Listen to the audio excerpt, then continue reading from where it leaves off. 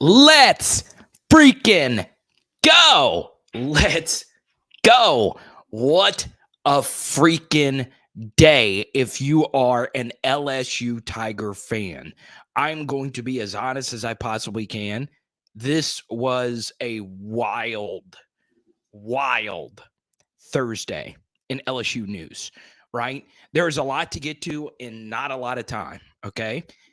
JAVIEN TOVIANO, though, that is the big news from today. He is the young defensive back, a top 100 defensive back that committed to the wonderful Louisiana State University. Also, today, we are very freaking excited to hear that Drew Brees finally gets his first coaching opportunity. Pretty excited. I'm a big Drew Brees fan. His card is always right here for pretty much every live stream. He will be an consultant and or coach for Purdue, and his first game is against us in the bowl game. But even more notably, Purdue's quarterback Aiden O'Connell opting out. Purdue's best wide receiver opting out. One of Purdue's defensive backs opting out. So far, nobody has really opted out of the bowl game for LSU other than the early draft declarees. It is still unclear for some of them, but we do know that Jay Ward will play in the bowl game. So obviously we have that to talk about.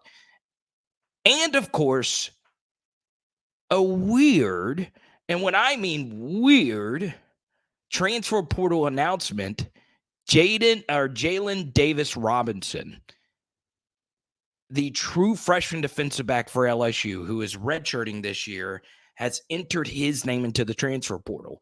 That honestly surprised me. I really liked his athleticism, and I thought that was a very nice late pickup.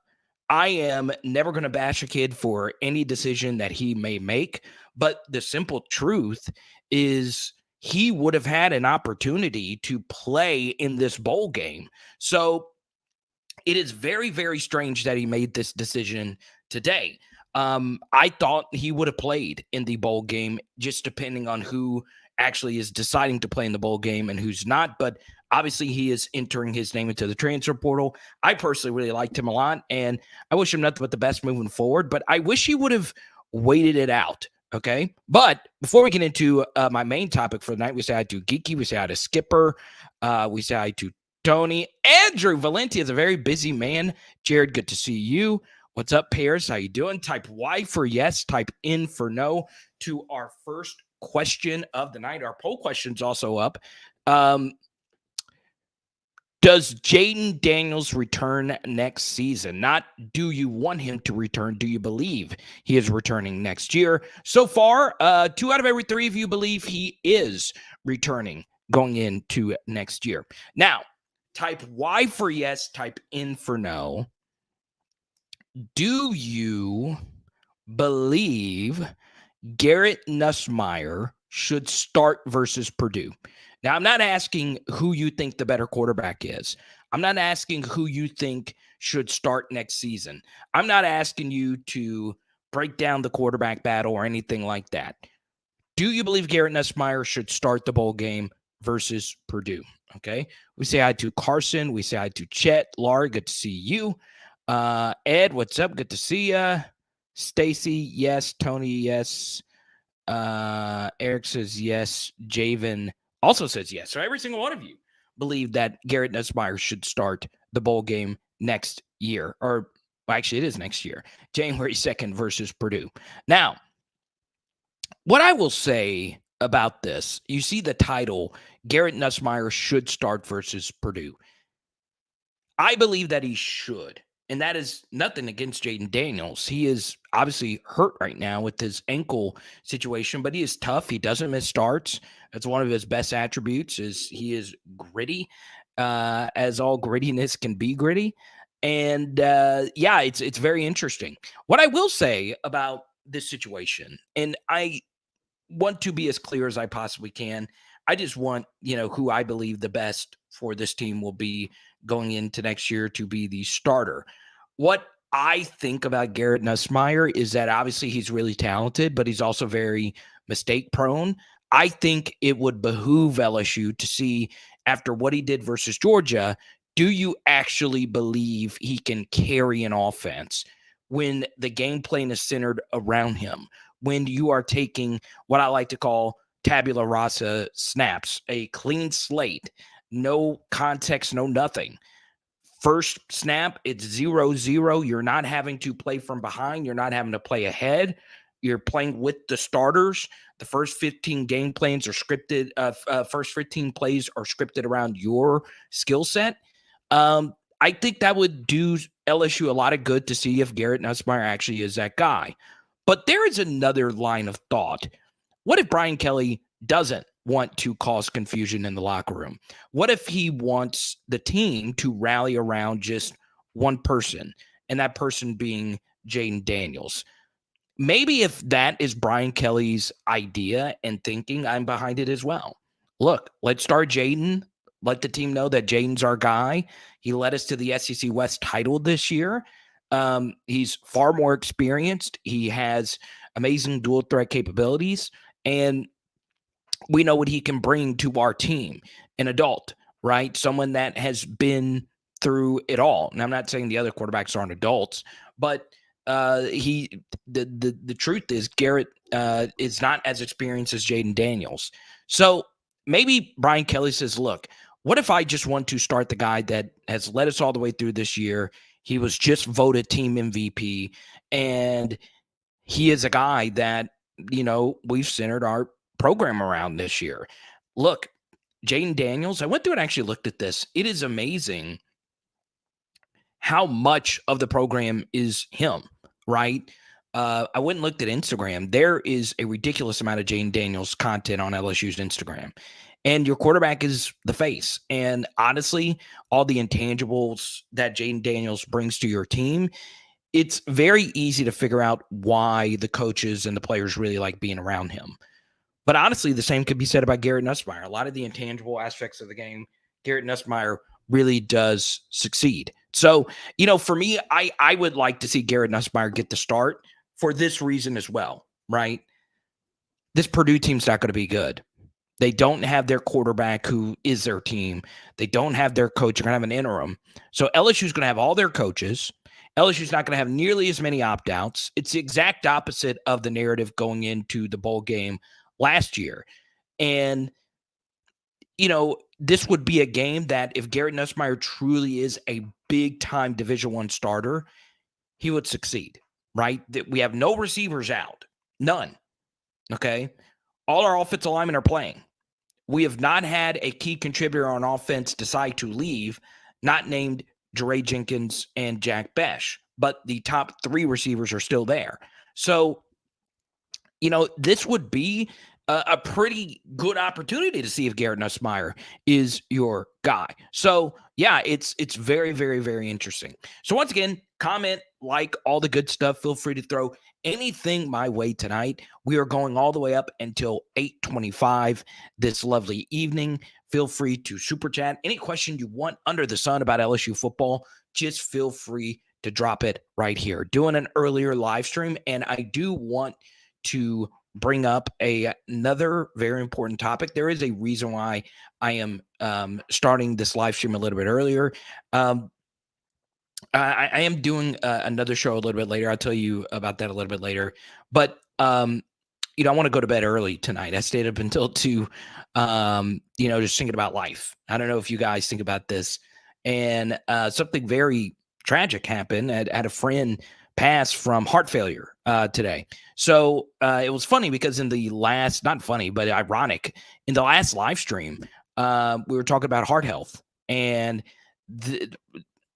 exactly what I just referenced is what happened to a friend of mine today. So, guys, I'm going to get my heart checked out soon. This stuff is getting crazy. Go get yourself checked up, especially if you are getting a little bit older. Health is wealth, and I need every single one of you, right? Let's go to Max here. BK said he came here for championships. Does JD5 really have what it takes to get us to one? That's what BK should be asking himself. I don't know if it's rookie college. Start the guy who gives you that chance. And that's going to be interesting, Max. Like, Here's my thing, and more than likely on Sunday night, okay? Um, and I want everyone to hear me out here. Sunday night, I am going to drop the beginning of a Jaden Daniels deep dive I've been working on for the past week, right? I've relied heavily on our patrons. So in the Discord, I'll be chatting and sharing some behind the scenes stuff. And I know you guys love deep dives. So on Sunday night, I'm going to be dropping the first part of a Jaden Daniels statistical deep dive.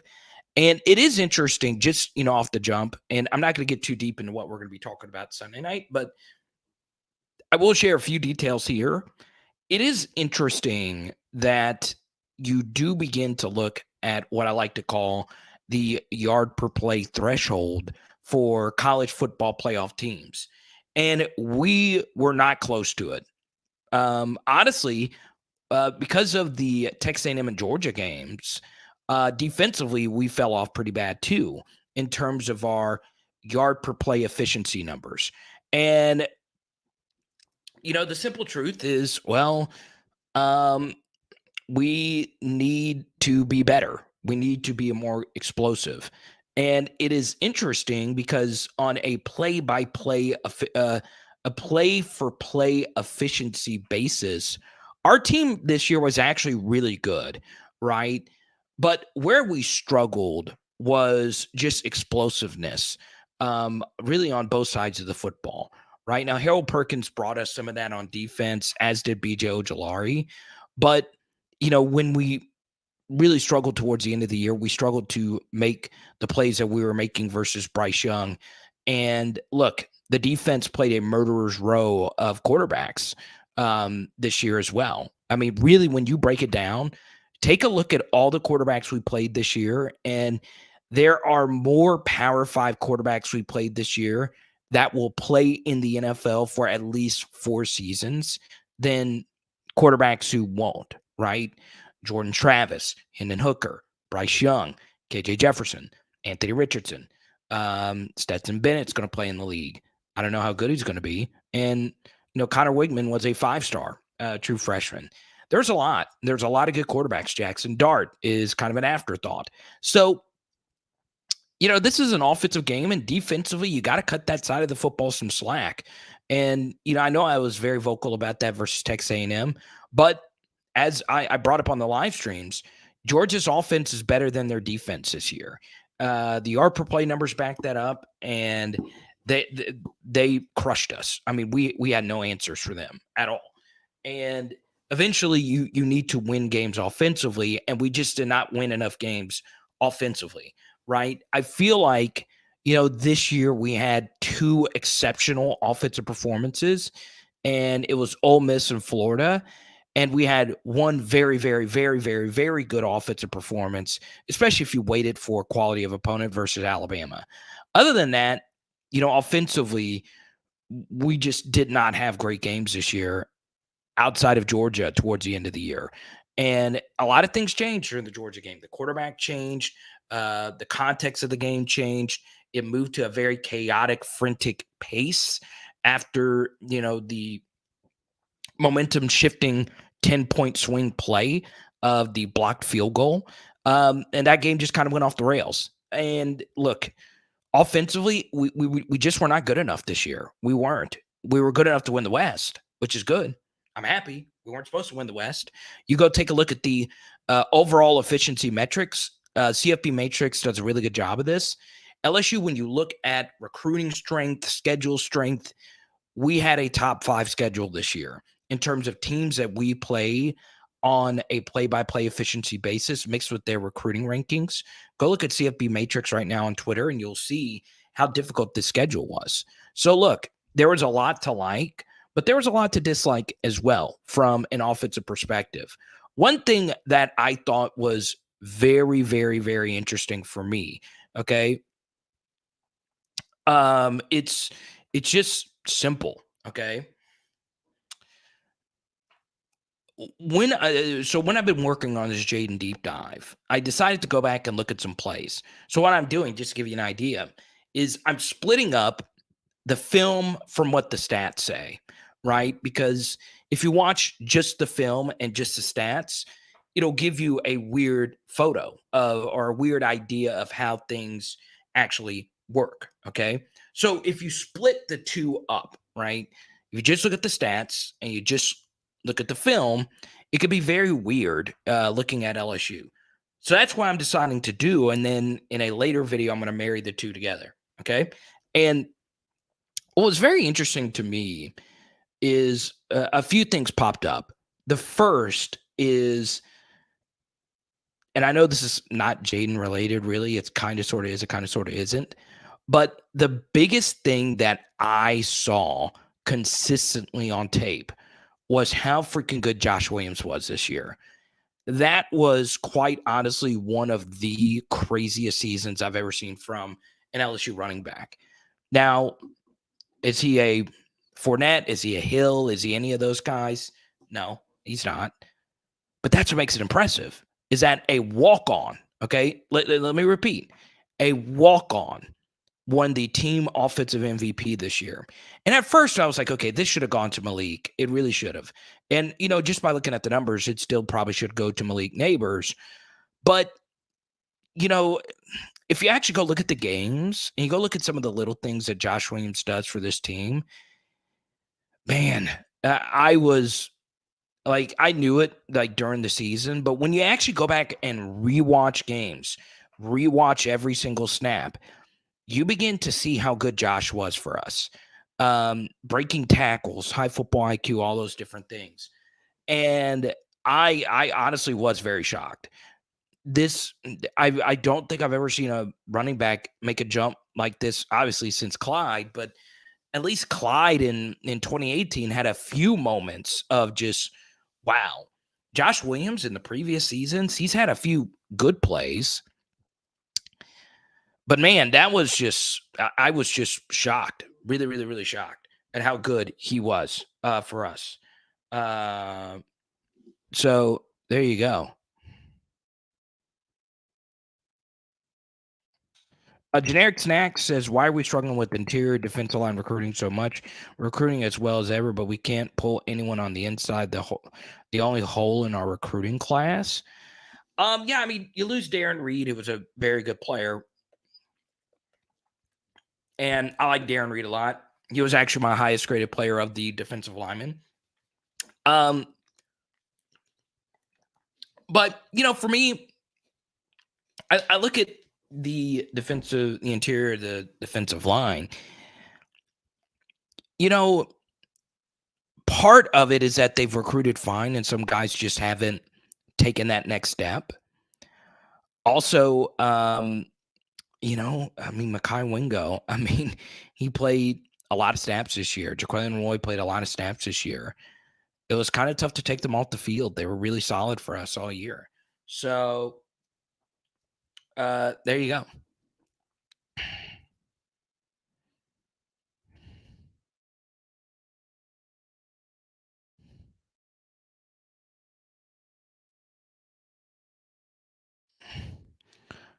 Carter, how good is the kid that we signed today, and will he start next year?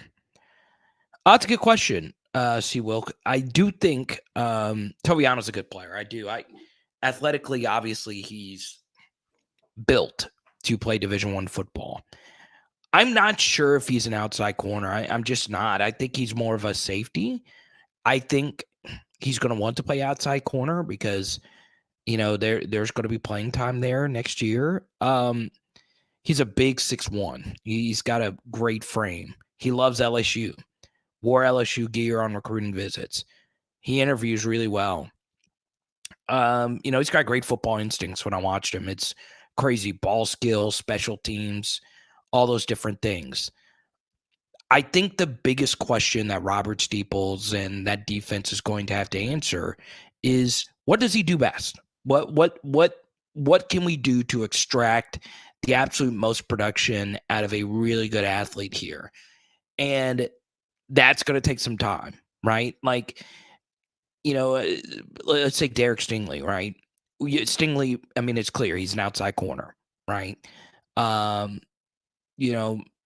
That's his position.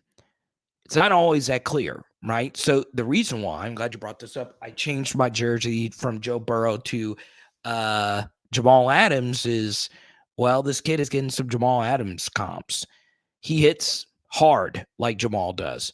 And I think I think the world of Jamal Adams, as many of you know. So Toviano's a really good football player. Will he be a guy that could start, right away? I'm not sure. I'm honestly not. Like, I think, I look at someone like, Toviano. Obviously, he's got great size.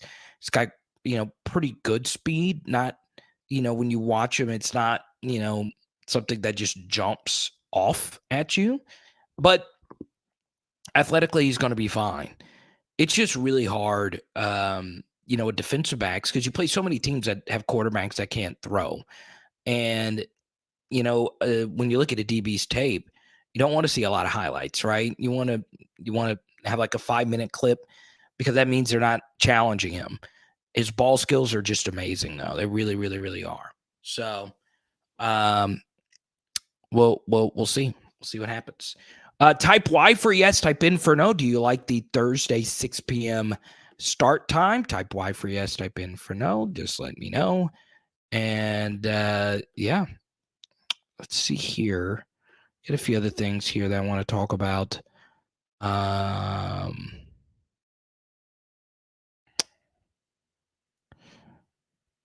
come on, Daryl.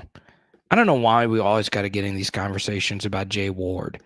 There's how can anybody think he's not good? Like, what world do you live in? You don't think Jay Ward's a good player? Huh? Did you watch the Mississippi State game? I mean, come on. What's up? We're just not going to have Jay Ward slander here.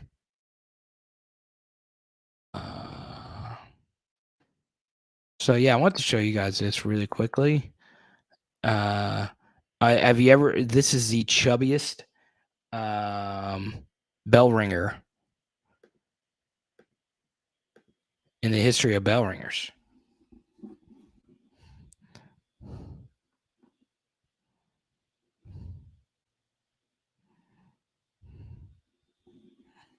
Look at that. Had a good time bell ringing at Wally. But yeah, when you walk in, you see the Salvation Army 10, drop a buck, even a few nickels. I guarantee you, the amount of nickels and quarters that add up to stuff is just absolutely crazy. So if you do see the Salvation Army 10, make sure you drop a dime or so in there, okay? Pizzicola, good to see you, man.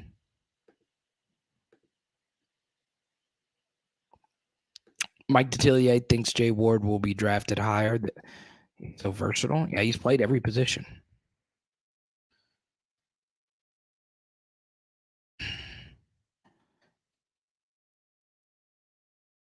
Ward has been quiet since that Mississippi State game.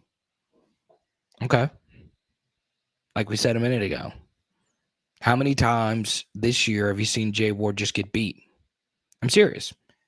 And also, when Joe Fouché got healthy, we had a heavier rotation at defensive back, right? So keep that in mind, right? It's not like, we just forgot, like he just forgot to play football, Let's see.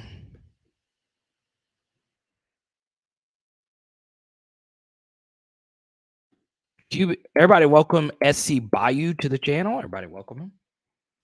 Make him feel warm. If quarterbacks with experience is what we're looking for, then pull all out of the portal. I'm open to it. I am if Jaden decides to go, but obviously if Jaden decides to stay, they're going to roll with Jaden again. It's just that simple. Okay. Let's see.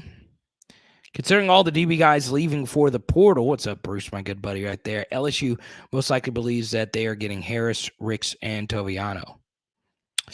That might be it. That might be Davis Robinson saying, look, their actions are speaking for themselves, and I need to go somewhere where I can play. I still think he could have competed and played, right? And something else that's very interesting about that is DBs get hurt a lot, and we need numbers at that position. I know we have, 7 committed now? You still need numbers. You need as many as you possibly can get. Obviously, a big wild card in all of this is going to be Sevyn Banks and his decision to come back. Is it Shay the Power or Carter the Power? JK, LOL. Oh, God. Shout out to my boy. Is anyone else on NFL Watch for yours? Everyone that is possibly going already decided. No, Jaquelin Roy and Jaden Daniels still have to make their decisions. Okay. So there you go.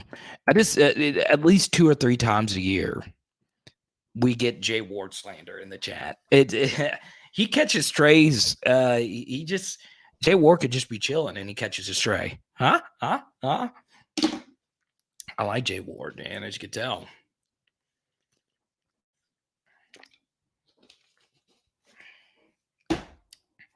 And I don't know Jay. Never met anybody close to Jay. I just like him. I just like the way he fights. He's not the biggest guy, but he plays big. And last year's tackling wasn't good. I'll tell you that. It was not good. Kansas State game was, it was not good versus Florida State, but after that, he turned out to be pretty solid. And let's be honest, the tackles he missed versus Florida State, the wide receiver was 6'7", 230. So I'll give you a pass, especially since you don't hit in practice anymore. So there you go. Let's talk a little bit here about Isaac Smith, 4-star DB out of Mississippi. He had this discussion in the patron, Bruce, one of our patrons. This was interesting with Isaac Smith in that we don't have many Mississippi Tigers, right? You had Stephen Ridley, you had Miles Brennan, you had Alex Adams. Isaac Smith is a 4-star defensive back from Mississippi, right? I've not really watched a whole lot of him. I'm pretty sure I watched his huddle tape like once. And yeah, the more the merrier. I'd say get as many DBs as you possibly can. Look, we are only moving towards a society where we play more defensive backs instead of less, right? Speed kills on defense. And, if you get them, you have another player of that stature. So it's very, very, very interesting when you look at that. So, for me, I think, yeah, it'd be nice to get another DB. I do feel really good about Desmond Ricks, though. Gerard asked about Desmond Ricks. Yeah.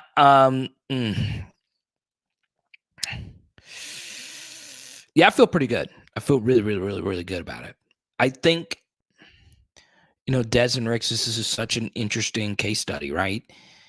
A guy that's reclassified who is a little bit older anyway. I mean, if he could step in and be a JaQuincy Kool-Aid McKinstry, Derek Stingley, true freshman starter on one side, you are feeling pretty good about life. Okay. So there you go. Now, how many of you have sat and evaluated Desmond Ricks? Type Y for yes, type in for no. I've not really done too much Desmond Ricks stuff just yet. I've spent, most of my time digging as much Toviano stuff as I possibly can. Also, I'm getting married soon, so my time is getting, kind of limited. But, it is interesting. I freaking love elite DBs. Okay. So, yeah, you guys let me know. I'm about to start looking at some Desmond Ricks stuff tomorrow. You guys let me know what you guys think. Right? Bruce, you know where to find me. So There you go. And thank you for the super chat. I really appreciate it, man. You get to pick the next topic. Go right on ahead. And our first super chatter of the evening. Good stuff. Rick's looks like greedy. I like that. That's it. It's be pretty nice. That's a big time there.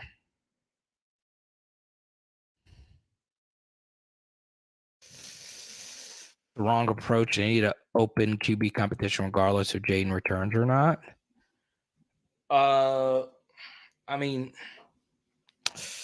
it's a hard thing about it though. Is man, I don't know.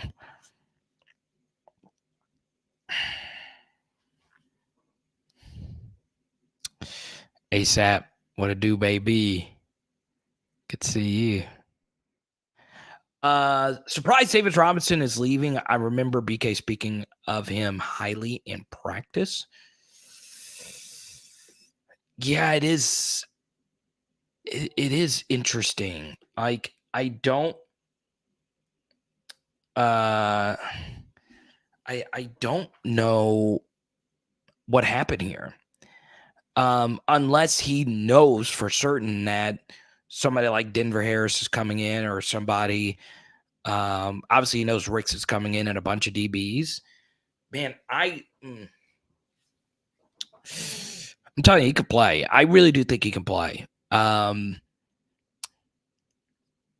yeah, athletically, he can play. We just, I mean, being a full-time starting corner, obviously we'll never know. We'll see what he does somewhere else. But, you know, it's very, very interesting.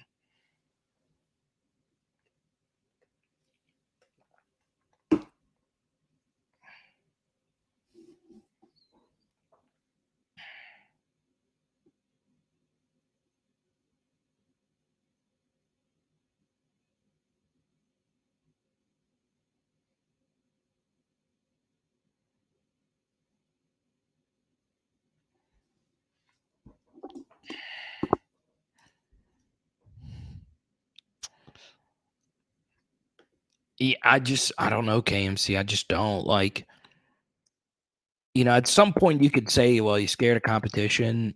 But you can also say, well, maybe he knows that these guys are better than him. Maybe the staff, you know, said something to say, hey, look, you might need to go look elsewhere. I doubt that though. What man, I don't know. It's just strange. It really, really, really is strange. I do think they're gonna try and be active and get more DBs out of the portal. And what's to talk Nuss? Thank you for the super chat. I really appreciate it. Nuss should get an audition for next year. I agree with that. I do. I think, you know, he deserves an opportunity to start this final bowl game. It allows Jaden to rest up. It gives Nuss a very favorable matchup here. A non-SEC,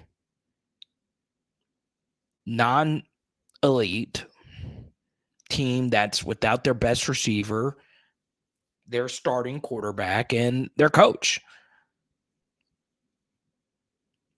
But I could see why Brian Kelly would want to start Jaden Daniels just to keep, you know, everybody, you know, moving forward. D-line room moving ahead is your second part of the super chat. You know, for me, I think obviously the big piece next year is going to be Mason Smith. You know, Mekhi Wingo was our best defensive tackle from start to finish, but Jaquelin Roy was also still really good for us.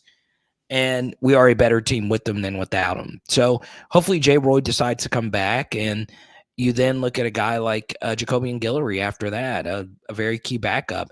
Does he take another step forward, right?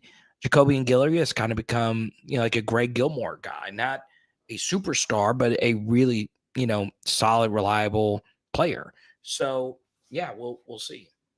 Let's go to Bruce's super chat. Bruce, I just want to say thanks for all the support and you believing in me. Bruce has always believed in me. I appreciate you. If Jaden plays in the bowl game, I would expect BK and Denbrock to have him throw in the seams to prove that he can and is willing to do so next year. And that's the issue, right? You know, he struggled in particular throwing vertical routes in the seams, and they were open this year. So, that's going to be the next step in his progression, whether it's here, whether it's at the NFL. So, yeah, I think that's going to be key. And as you can see, Bruce is just sharp. It's pretty clear that that's where Jaden struggles throwing the football.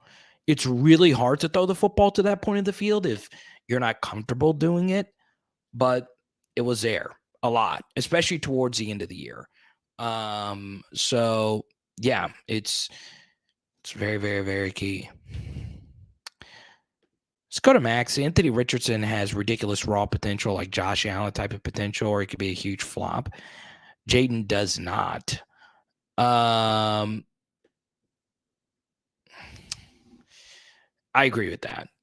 That's not me saying I don't think Jaden could play quarterback at the NFL level. It's just, Anthony Richardson does have that. He's got every special trait you want in a quarterback. The question is going to be, can he put it all together? He's tough. He's obviously really, really, really fast. He's got a cannon. He's not afraid of throwing the football vertically. And I think if Jaden had that type of confidence in the vertical passing game, he would be closer to being a first-round pick. But that is what's holding him back right now. Okay?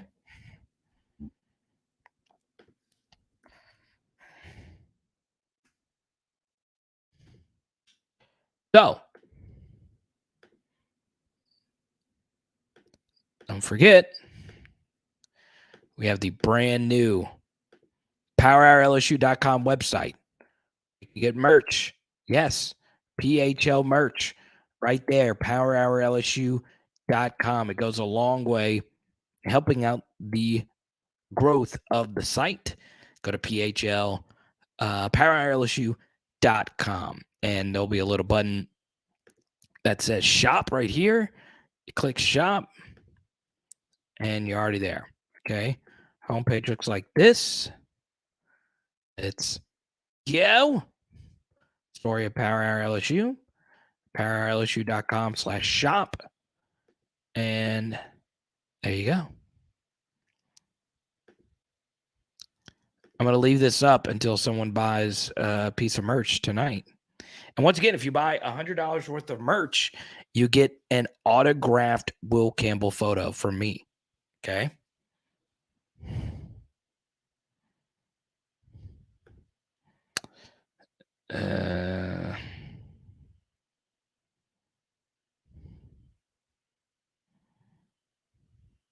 Brian, good to see you.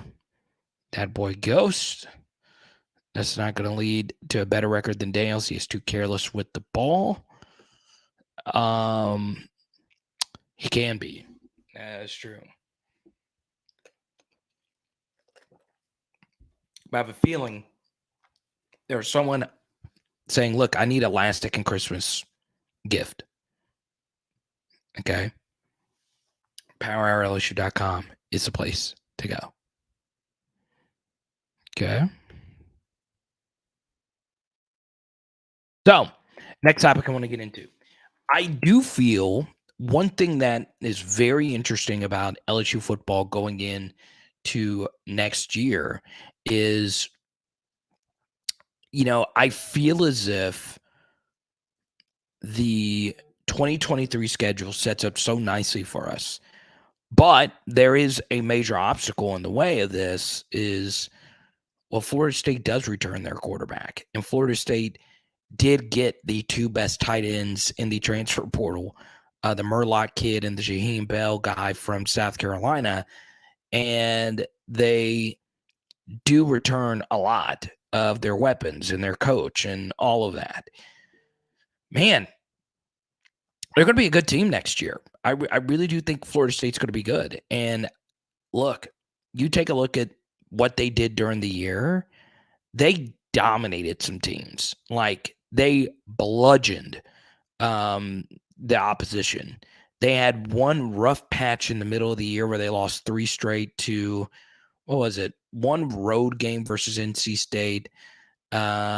They choked one away versus Clemson and then lost to somebody else. Florida State's got a really, really good football team returning next year. So, I think for me, it's going to be very fascinating, going into week 1 next year with what we have. Okay.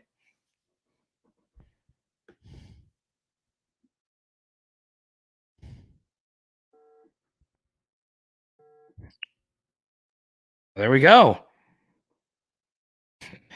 Who just got some PHO merch. I like it. Oh, Skipper. Look at Skipper getting more PHL merch. I love it. I freaking love it. Appreciate you, big dog. Um, I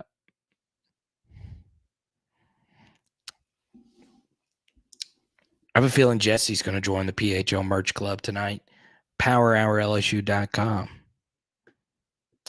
There you go. Thank you, Skipper. I really appreciate it. And this is very important as well. Skipper brings up, for Florida State. Don't forget that Harold Perkins was a much bigger part of our success too. That's true. If not the biggest part of our success, not named Brian Kelly and obviously our quarterback, Jaden Daniels. Now, we go to Rob's super chat here. I will say it again. If JD comes back, will be another 9-4 team. He will not adjust his throwing or his timing. He hesitates too much and then throws wobble balls. We need a QB to show our wide receiver depth and talent.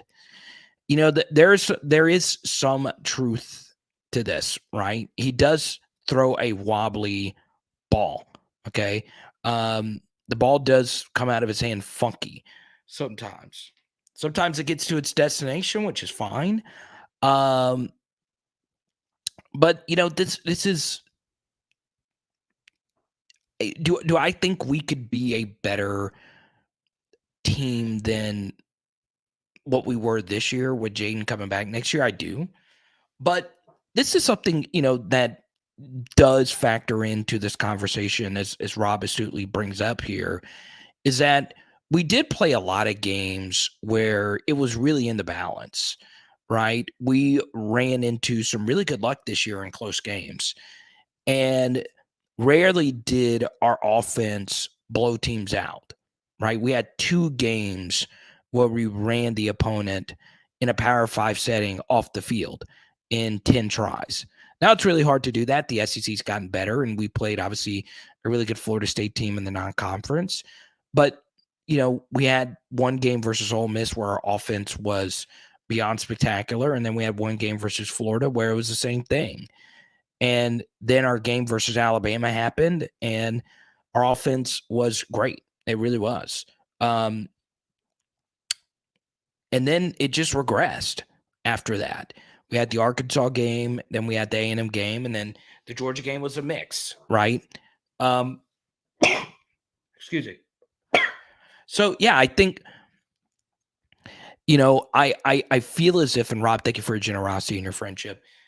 I do think, as much as I love Jaden and as much as we all love his grittiness and all of that, his throwing does have to get better. I mean, it's just, a very simple way of just stating the problem. It's very, very, very important, to factor that in. Now, the second part of this is very interesting. We need a QB to show our wide receiver depth and talent.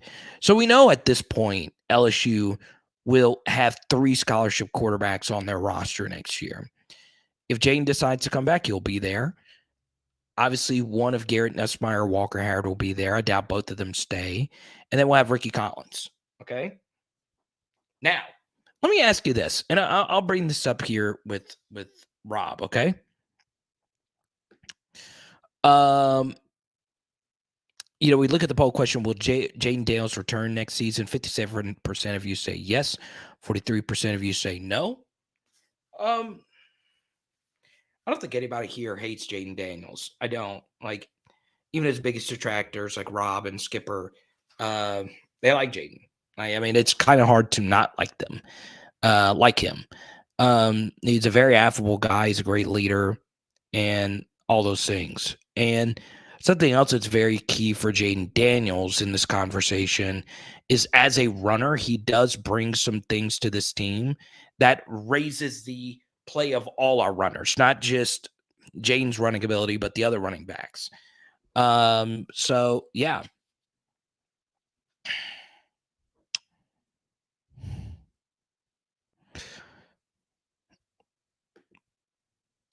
Let's see here. So in the Southern game, he felt it necessary to force the ball down the field for 2 interceptions. Oh, you're talking about Nuss. Okay.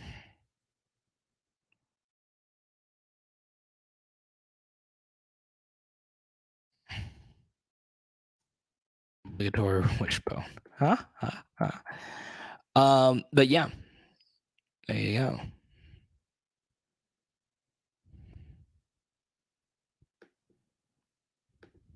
So, there's a lot of different ways to look at this. One way one thing I would say about, Jaden's ability this year is let's take a look at the games that he won us this year. Okay. I actually am going to include the Florida State game. That was a really good quarterbacking performance. Did he miss some throws? Yes.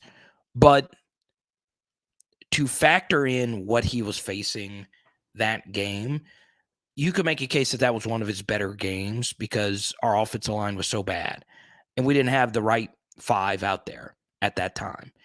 So that was freaking incredible, some of the runs he made in that game. The offense, yeah, wasn't the best, but Jane deserves a lot of credit for keeping us in that game. So we'll give him that. All right. Mississippi State game was rough. It was a very rough half for Jaden in the first, but he was timely. And from the end of the second quarter to the fourth quarter, he was good. So it was an okay performance there. Then you move along. Tennessee game obviously wasn't great from him and just the entire offense. He had some breathtaking throws, but he also had some really bad misses. Then, you move along. Obviously, the Florida game was really good. Some of the balls were late, but there were some throws that he made decisively, and that was very promising. We saw that, blend over to the Ole Miss game where that was quarterbacking at a really high level. Skipped over the Auburn game. Wasn't great at all from Jaden. Timely runs, but our offense was just bad. Then, of course, you had the Alabama game where Jaden was fantastic. Missed a few throws in that game, but they were not layups, right? I don't think he missed any like glaring balls. He was phenomenal. Arkansas game, he had the flu. Still wasn't great. 9 QBR, wasn't good. And then the Texas A&M game was one where he had a great first half. The drops killed him. Can't really do anything about that. And then the third quarter was his worst quarter the entire season by far. And yeah, that was brutal. Played the first half versus Georgia. Really good performance. Want to get a few misses mixed in there, but without his best attribute, which is his running, he was really good. Unfortunate turnover, but you could see that, from the quarterback position, there weren't many just dominant games, but it was still really good, right? You wouldn't say it was like All-American. You wouldn't have him this year as like a top 3 or top 5 quarterback in the SEC, but it was still really, really, really good. But you do wonder, does he have a ceiling? I don't actually know what Jaden Daniels' ceiling actually is. But what I can tell you about Jaden is he does give you an extremely high floor, right? Because he doesn't turn the football over. He's got a great EPA per play. He's got great efficiency. And you also know he's going to be there, right? He doesn't get hurt. he gives you a lot in that aspect. He really does. Let's go to Leonard here. I really don't understand the JD pessimism. Throwing improvements needed are only marginal. He showed tremendous improvements in limited time with coaches. More time should lead to more progress. And we've hit 100 viewers. It's good. I'm always worried about, starting the Thursday one a little bit earlier. I really appreciate you guys doing it. Really tough day for yours truly. So there you go. I always want to show this right here. Let me see if I can find it. There he is. Leonard. Look at that. Jason. I love it. Is that the PHL shirt with Jason?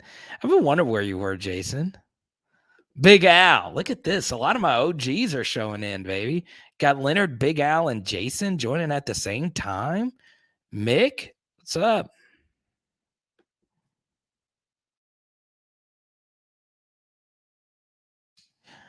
So, yeah, here's what I'd say about this, Leonard. Okay. And trust me, I am very open with my evaluations, right? I try to be, because you guys know how much I freaking love Jaden.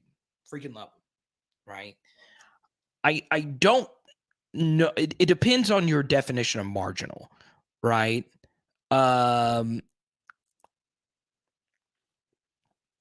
So yeah, like for me, I don't know if they are necessarily just marginal, just because of, for me, like let me put it this way. There were an alarming amount of vertical misses, okay? And the downside, well, there's upside to that because, if you don't take vertical shots, you don't more than likely turn the football over and so on and so on and so on. But there were some vertical misses, and they did continue to happen. And there were 2 in the Arkansas game. There were a few in the Georgia game. There were a few in the Texas A&M game that are just like right now on the top of my head. And they varied in terms of severity, right? Some were things that you would expect most quarterbacks to actually do, okay? And some were a little bit more advanced, right? But all of them were plays, and you guys know I cross-reference this with coaches that I know, and they tell me the same thing, that the throwing is an issue, and it's part of it. It's part of the conversation.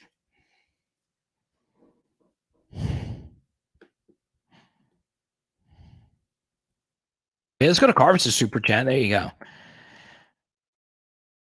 And you guys know Carvis and I, we tend to agree on quite a bit. Carvis, one of our sharpest viewers. This is where I sit right now. Okay. Part of why Nuss's and Howard's ceilings are higher is that we just haven't really seen either one of them start. We have not seen nothing from Walker Howard, and we saw Garrett Nussmeier, light it up. But what we do know is Jaden is the safer option. And there's something to be said about stability at the quarterback position. Okay. So yeah, stability matters. But man, when I tell, and you guys know, I try and be as fair as I can in all evaluations.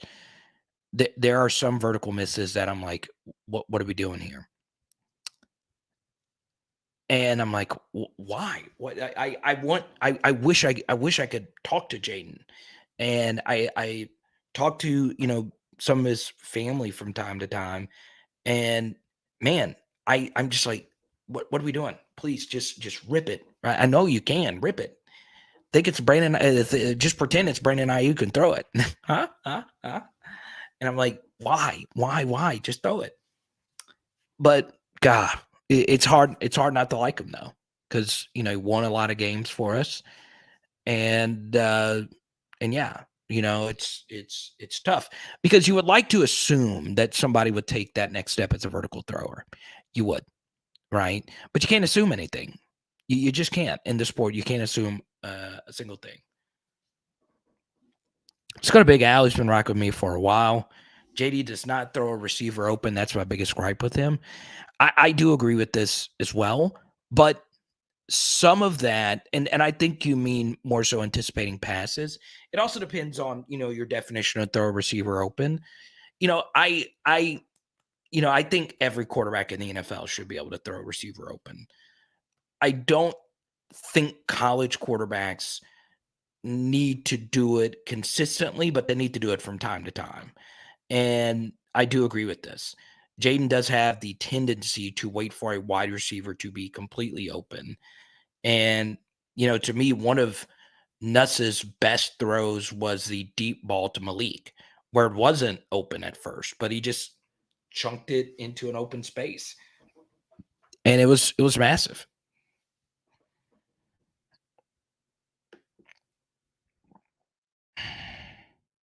We got a bunch of the OGs in here right now. I'm loving it, man. Loving it. Joe, good to see you again. It's been a while. I know it's all good, Joe. Drive safely.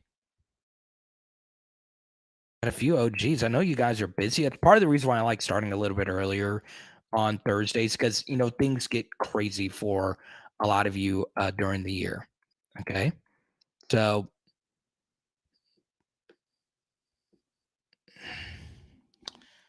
there you go. But yeah, one thing I'll say, and Big Al does make a good point there. And I'll say this again. I don't think anybody hates Jaden. Like one thing I always do appreciate about football players is how good are you as a player when everything isn't going your way? And there were a lot of moments this year where Jaden made plays where things weren't going our way. And, like for me, I think one thing that does give me a lot of hope for next year is like when Bryce Young, and I know you guys probably felt the same way as I did, when Bryce Young broke Ali Gay's tackle and threw to Ja'Cory Brooks for the game-winning touchdown, I was like, there's no way Jaden's going to lead us down the field again. And he did it. I just smiled thinking of it. I was like, there's just no way. Jaden's played amazing. He had to throw to Malik Neighbors early in the fourth quarter, and man, Jaden came through. And we really needed it. We really needed him that game. There is something though to be said, and I want to. I'm looking at you right now. Okay.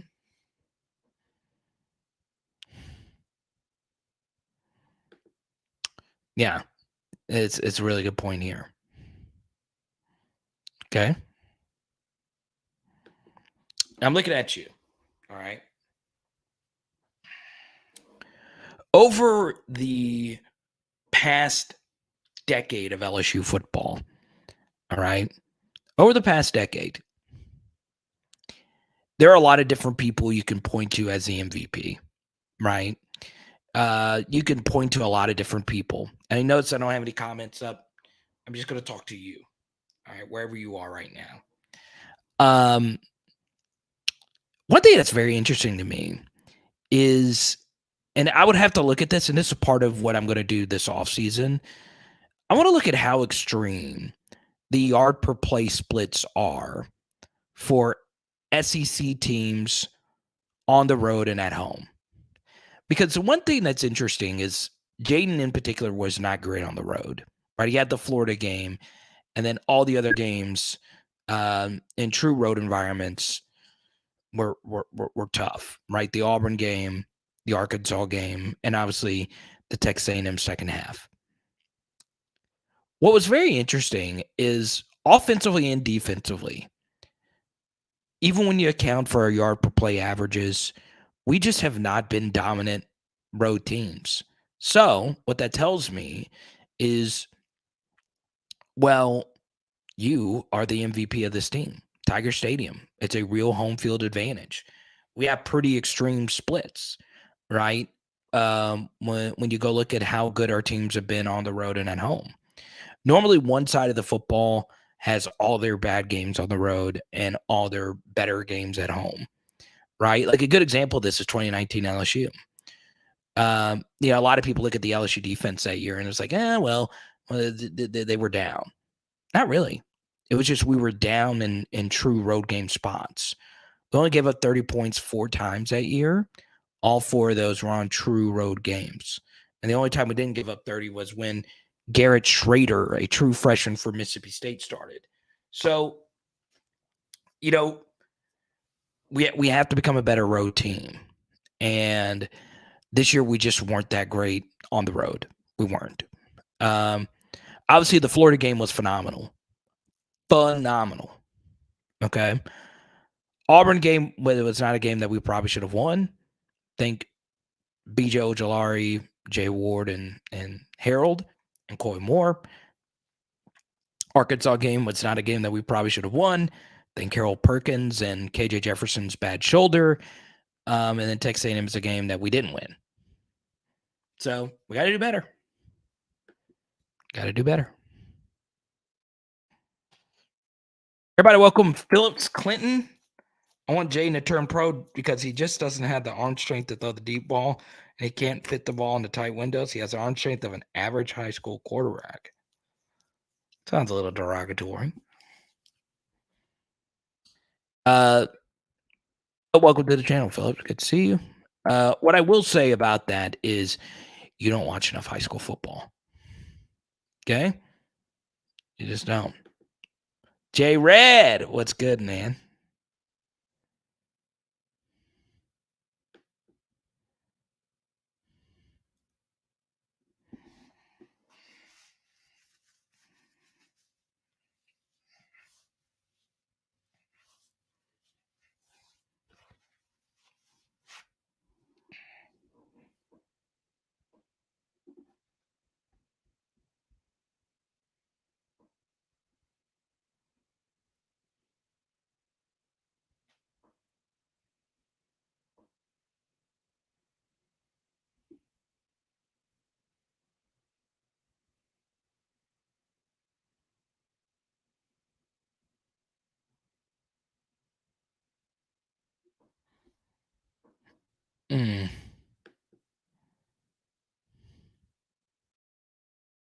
Mac Daddy Donk. Denver Harris.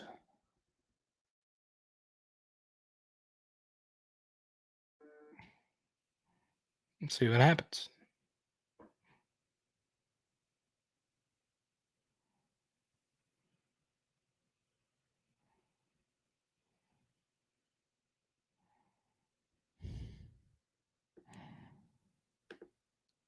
What's up, Rick?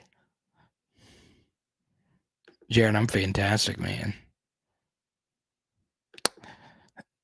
You know what else is fantastic? And honestly, I think about this quite a bit.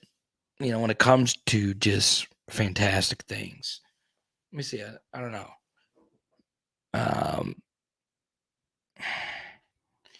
Wait, what was I trying to? What? I'm just trying to.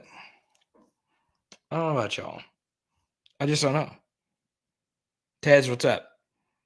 Boom! Big Al. I think this is your first ever win. Huh? Big Al, have you ever actually won one of these? I don't know. I don't know. I love it.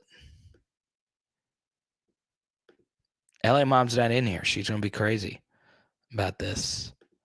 Pressy Collection, PressyCollection.com. Some people just want it all. There's Jason. But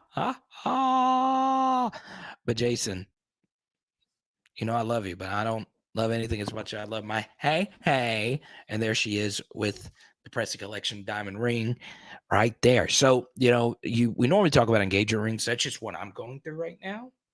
Okay. But you might be thinking about any type of jewelry. Just go to PresleyCollection.com. We're going to set up a one-on-one consultation with Anthony Starr Presley. Set one up for Skipper pretty soon. And I want you guys to take advantage of what we have going on with Starr Presley and the Presley Collection.com. What's up, Buster? Good to see you. It's Jason.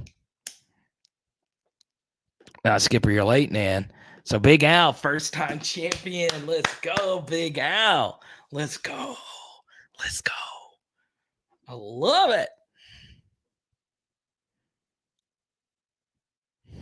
I said, bro, I wish I could send you an autograph Burrow. I get asked a lot about an autograph Burrow card.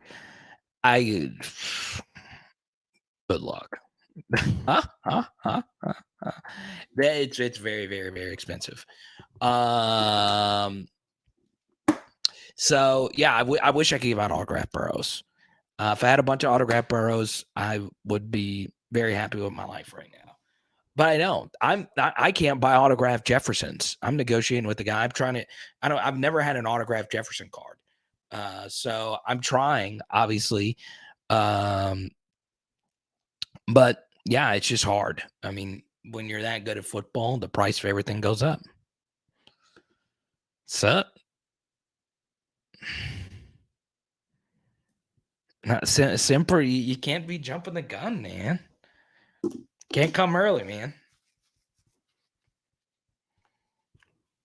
What's up, Buster? Good to see you.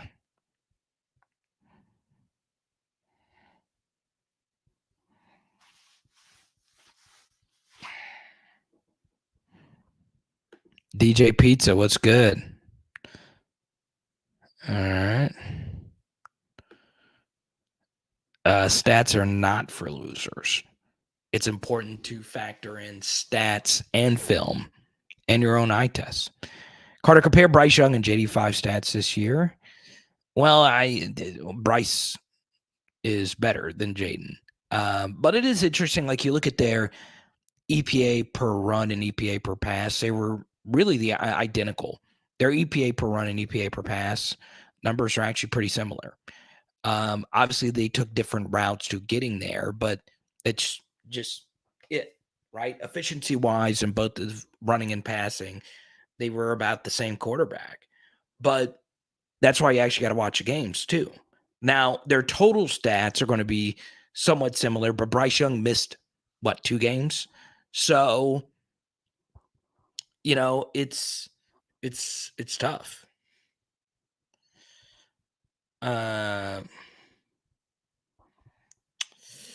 So yeah, I mean,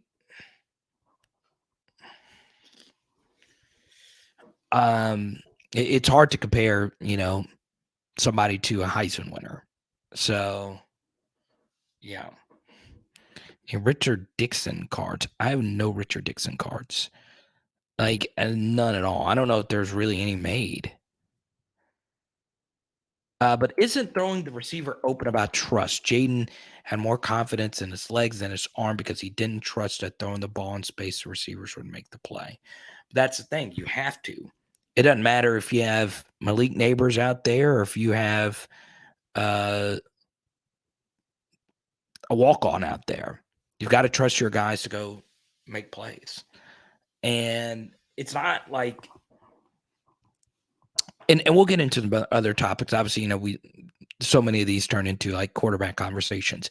But it's not just the stories of hey, you need to be able to back shoulder throw here, you need to be able to hit a hole shot versus cover 2. It's not so much that. It's when they give you the opportunity to get vertical, you have to give it a shot. Right? And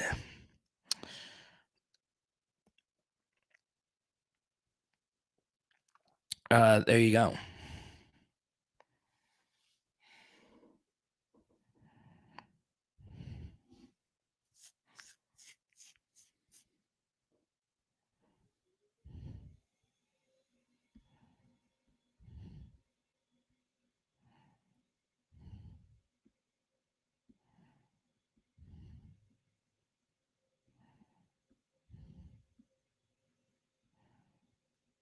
So there you go. Somebody super chat so we could talk about something else other than quarterbacks. I'll just go straight to the super chat. So feel free to get them in, but also I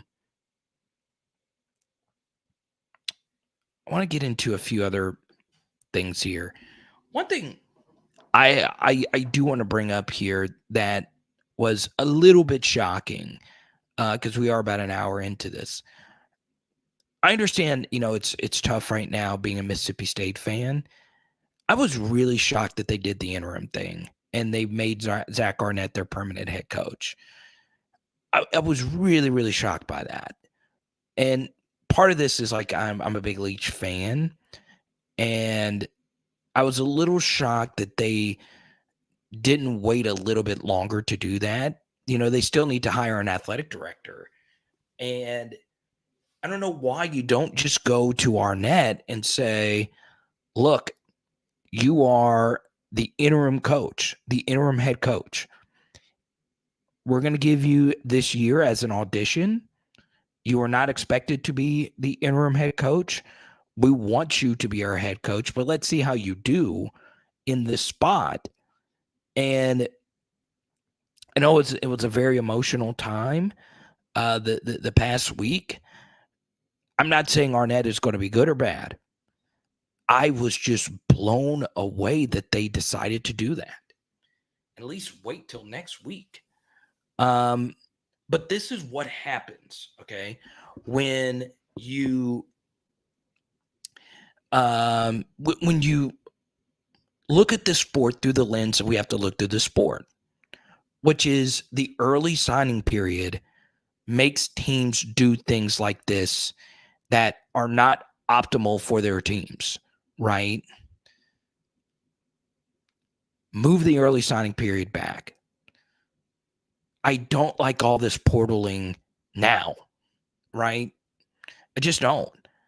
There's so much more emphasis of what you can do next year than now, right?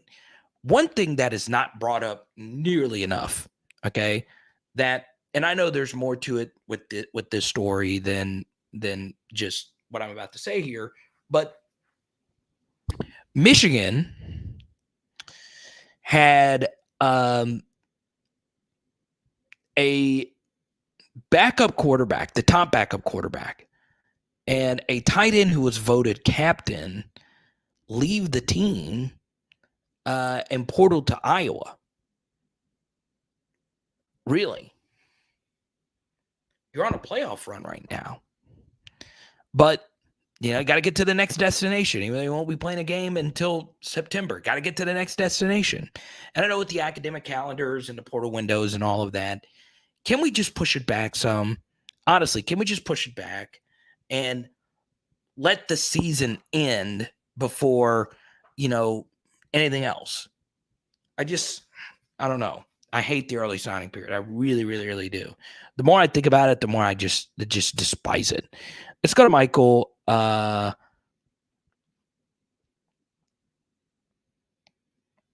about the new offensive line coming in. It's good.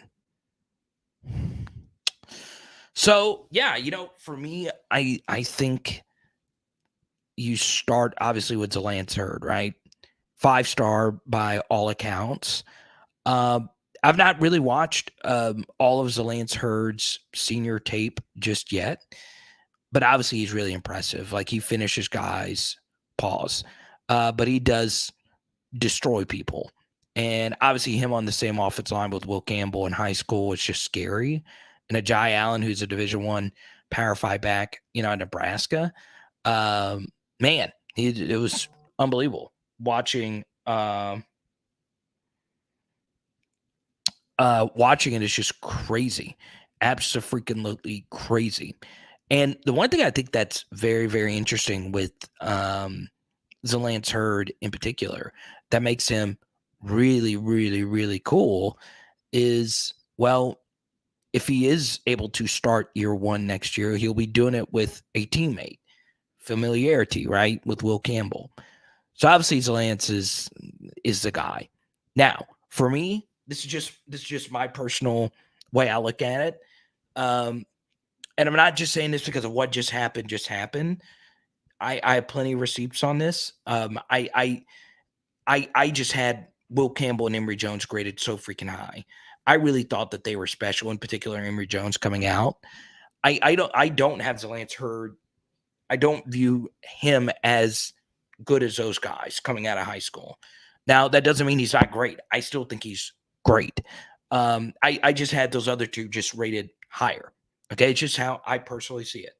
Nothing against Lance Hurd at all, but he's got the potential to be better than all of them. He looks like he's built different, and he's special. Well, I don't want to say special. He's very, very, very, very, very good. And he mows people down. So really excited about him. Obviously, Tyree Adams and DJ Chester are the next two here.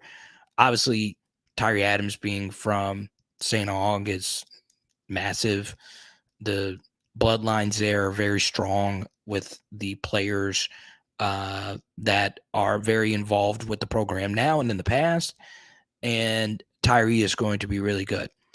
DJ Chester, I think, is the most interesting because this was the first 4-star out-of-state offensive lineman I think we've had since Doomerville, who just entered the portal.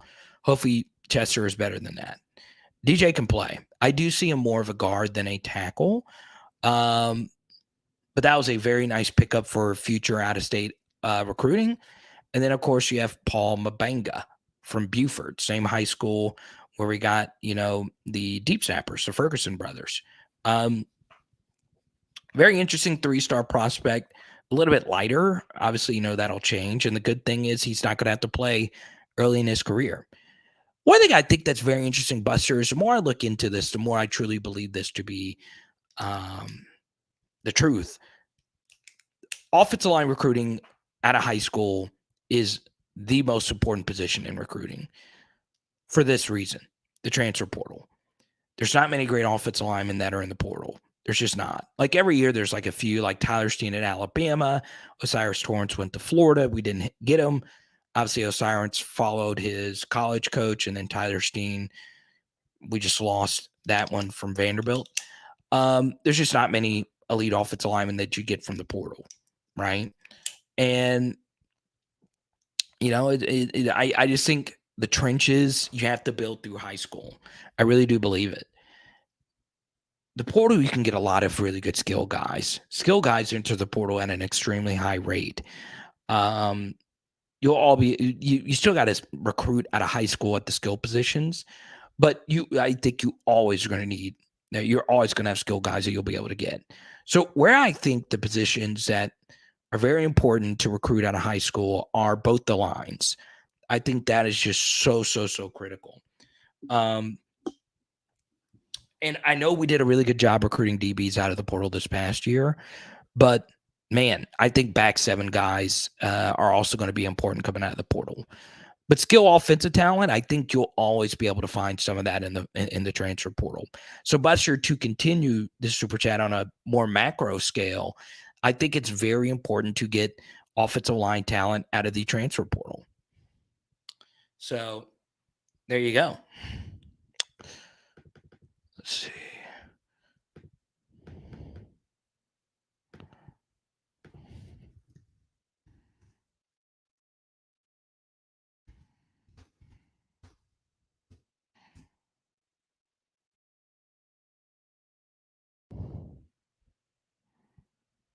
There you go.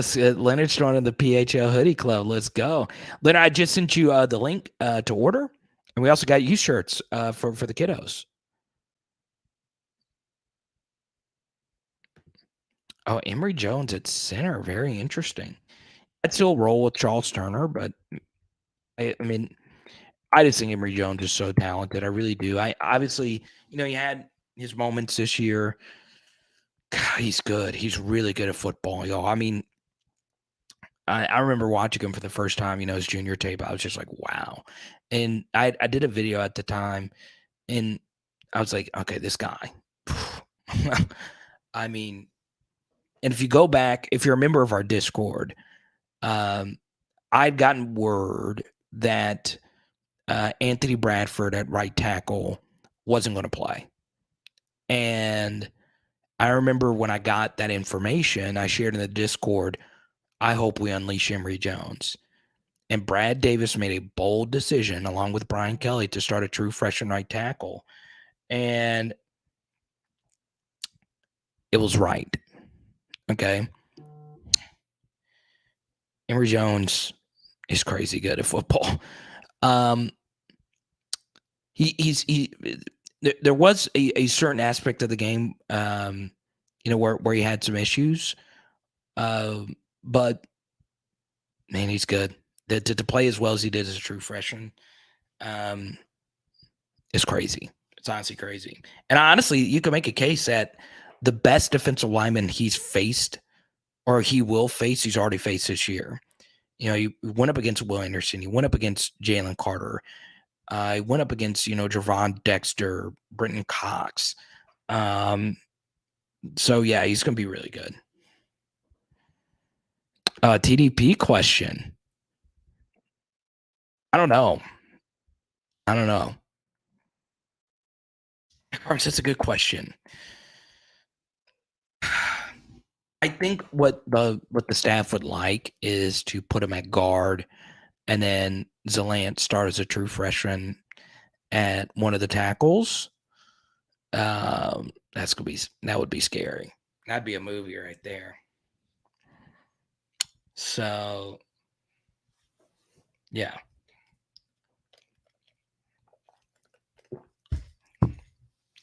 Let's see.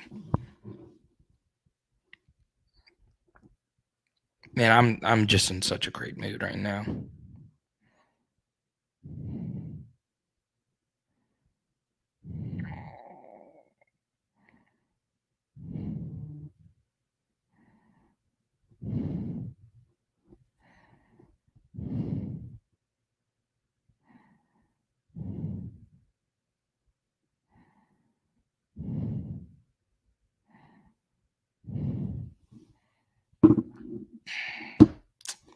It's crazy.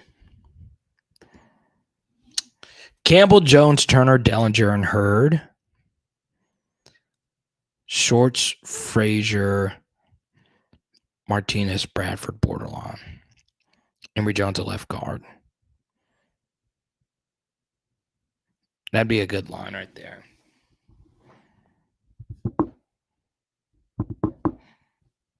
That would be a nasty line. I like that.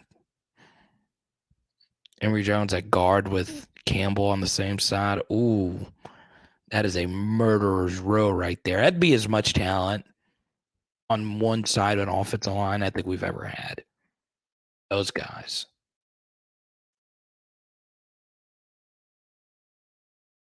Tony!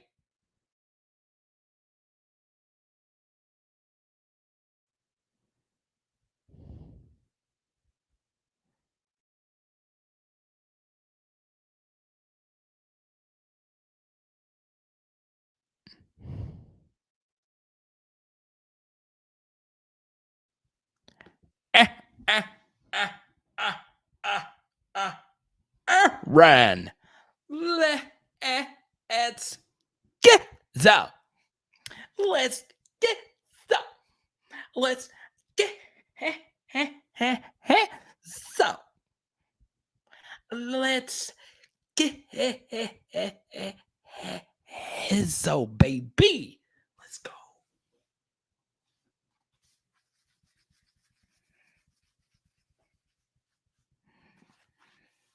Late night in the middle of June.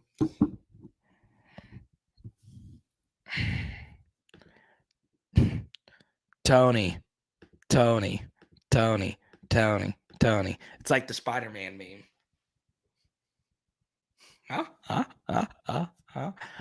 DBU on its way back, baby. What are you talking about? It never left. I got to be honest. One prediction I got right this year was I thought our DBs would be solid, not spectacular. And they were just that. I mean, they were really solid this year. And age and experience really to play a big role. So there you go.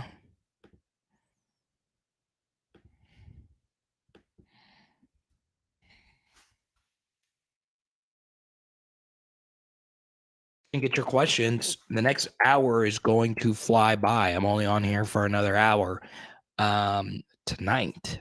Okay. Once again, a lot of you are tuning in just now.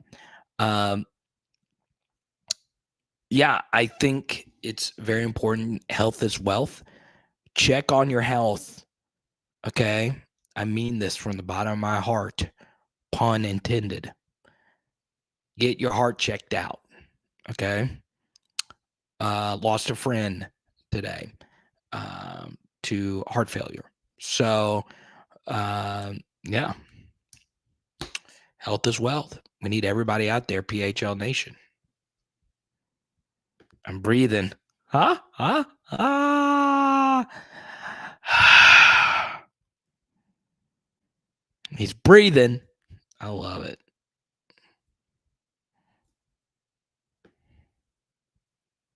Oh, don't do that. Don't do that. Why is this doing this?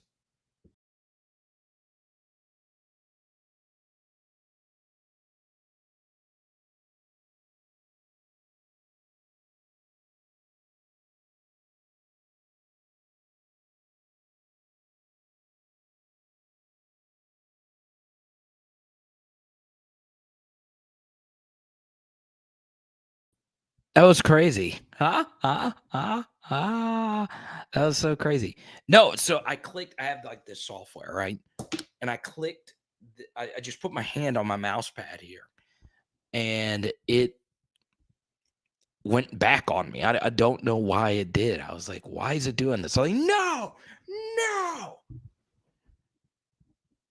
Appreciate you, Aaron. Yeah, it was more so on Haley's side. It really, really, really stinks. Got a Jerry curl. I got a Jerry curl going on. I love it. I grew up with very curly hair. You gotta tell me, I loved it. I loved it too, man. Think about is you. Late night in the middle of June. I'm gonna share this from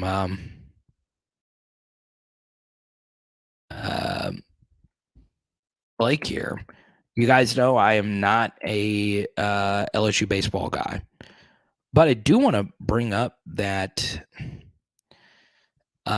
this happened tonight. Connor Griffin, the nation's top high school prospect and top prep baseball player, has committed to LSU.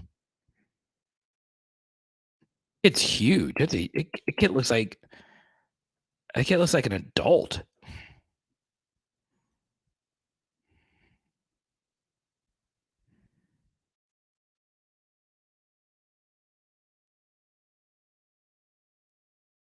Look at that. So why does baseball do the 60-yard dash instead of the 40-yard dash? From Florence, Mississippi. We're talking about Mississippi. Congratulations, though.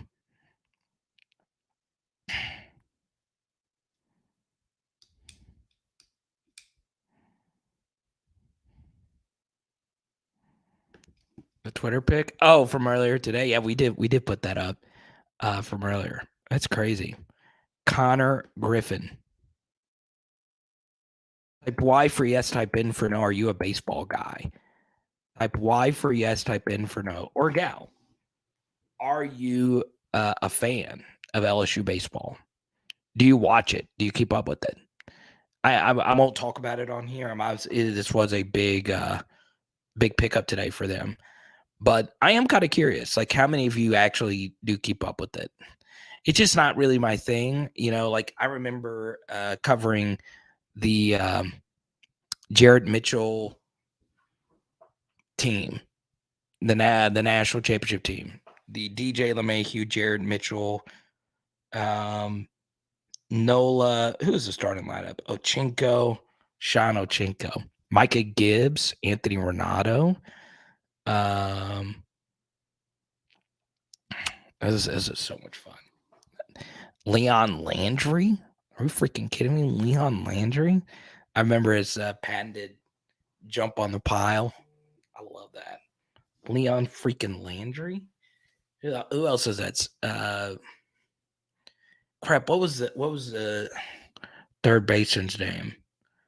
Was that Ryan Schimpf? I don't think he was the third baseman though. Lewis Coleman. Remember Lewis Coleman? Chad Jones. I remember Buzzy Haydell. Buzzy. I love it.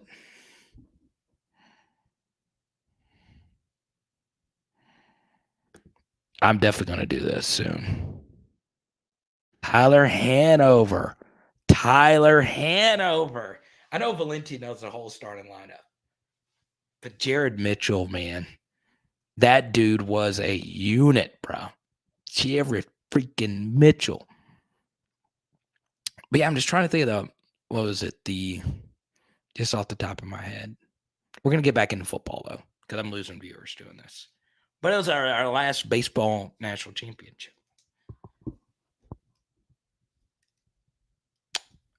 Is it Mikey Matuk? I might have mentioned him already. Mikey Matuk was an athlete. I think he could have played D1 football. I don't know if he played football in high school, but man. I remember Ryan Schimpf, though. DJ LeMahieu, that double versus Texas. Are you freaking kidding me? You keep up with it? And it says no. No, Valenti does. Big time. So yeah, a few more things here. Back to LSU football.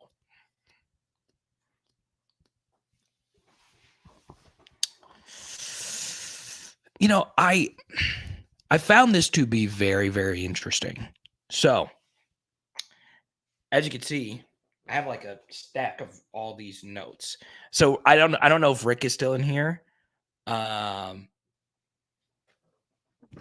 So I have like these extra sheets of like scratch paper where I just look at like old recruiting rankings, rosters, and all this stuff. Man, I want to share with you something that I think is very interesting. So, and it's interesting because the Jalen Davis Robinson player transferred, and I think with time he would have been a great defensive back at LSU. I do.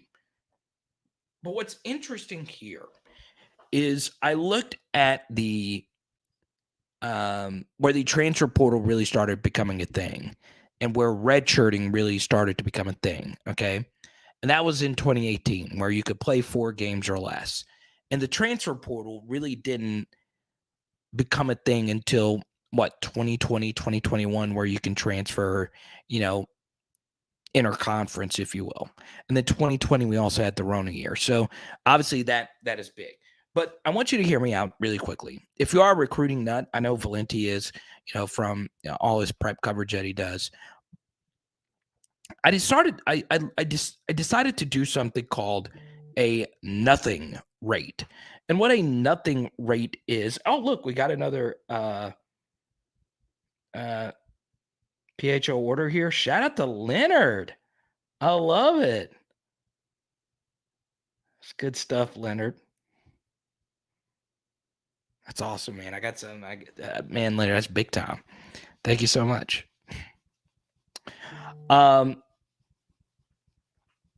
What I want to do is share with you what I like to call a nothing rate. Okay, now what is a nothing rate?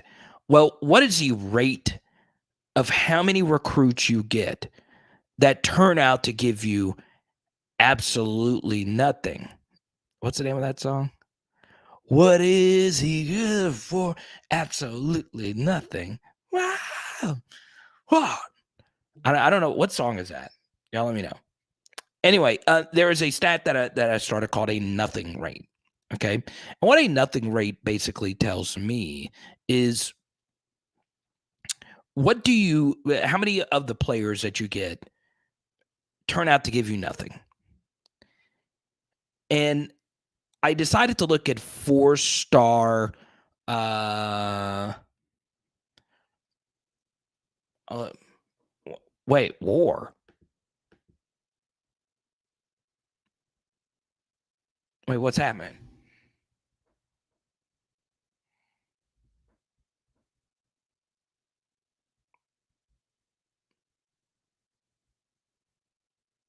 What are you?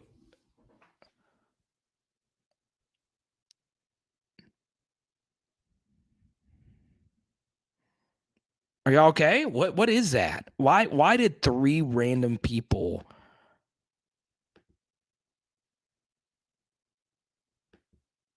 Oh, that's the name. Oh, that's the name of the song.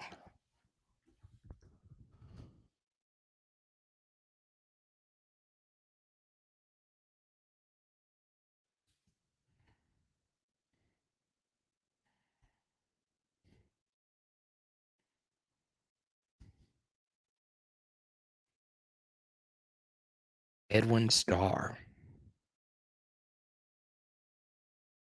Crazy. The George Lopez show theme song. His name. I was like, wait, why did I did not I don't even know what it was. I just know the absolutely nothing part. Absolutely nothing. Yeah. I'm so bad with music. I was like, wait, is there something that's going on? I've never froze like that since the Chris Rock slapped Will Smith slapped Chris Rock. I remember we were doing a live stream and like 5 of you just commented, Will Rock and Chris Rock or Will Rock and whatever, they were fighting. Yes, so that's the name of the song. That's crazy. But anyway, so I did this thing called a nothing rate. How many 4-star players are better? Right? I think every 4-star recruit is a recruit you expect to give you something at the Division 1 Power 5 level. Now, a nothing is like someone that gave you really next to nothing, right? So I think you guys can all, think of an example of that. So like someone that and I hate to call someone this, but it's just, the truth. There are some players that just give you nothing as a recruit, right? So from 2018 to 2021, LSU brought in 61 4-star recruits. Okay. They brought in 61 4-star recruits. And Stacey, I'll answer your question in just a second. And 24 of them gave them nothing. Okay. And by nothing, I mean they didn't start. They rarely played on special teams. They just, to use the B word here, they were kind of bust. Okay. So 24 of the 61 4-star or better players at LSU gave them nothing. Okay. And that is a 39% clip. Okay. So what does that mean? Well, that means 4 out of every 10 4-star players LSU brought in from 2018 to 2021 has not been a good player. They just were not good. And that is an extremely high number. Okay. Now, I decided to raise the line of demarcation, if you will. All right. Of these 61 4-star players, I decided to do a not great rate, which means how many of the players were not great or very good starters, right? Like, you know, um, like for instance, like a Brian Thomas Jr. is great, right? So out of 61 4-star recruits or better from 2018 to 2021. Okay. I want you to guess, of these 61, how many 4-star players were what I would call not great rate. Okay. Guys that did play some, but they weren't that good. All right. So during that time period, I want you to guess how many of the 61 in the chat right now. I'm going to switch up the poll question here. Okay.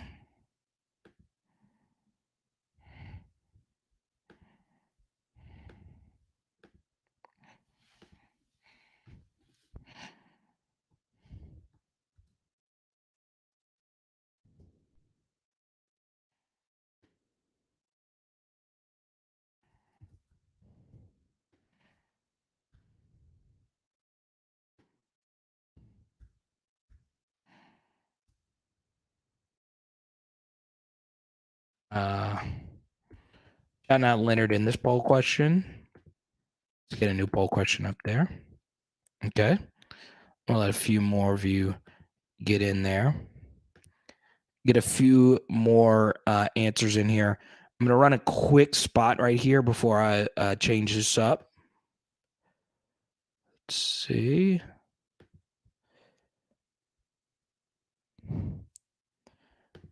The name of the song is War. Okay.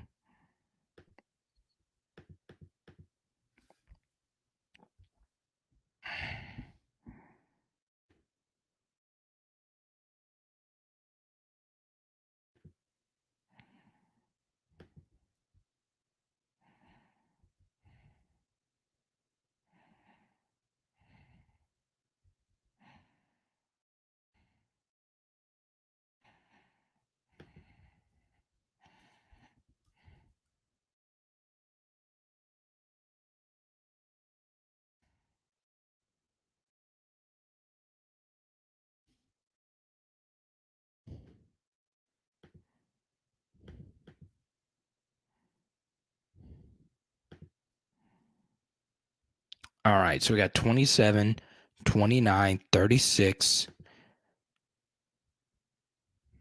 22. WAP. So of the 61, 40 were what I would consider a not great rate. Okay. That's it. That's okay. That's what everyone from that time period, Rush Hour, that made that song so big. It was already big, but it got a new form of popularity when Rush Hour was like the biggest movie on the planet.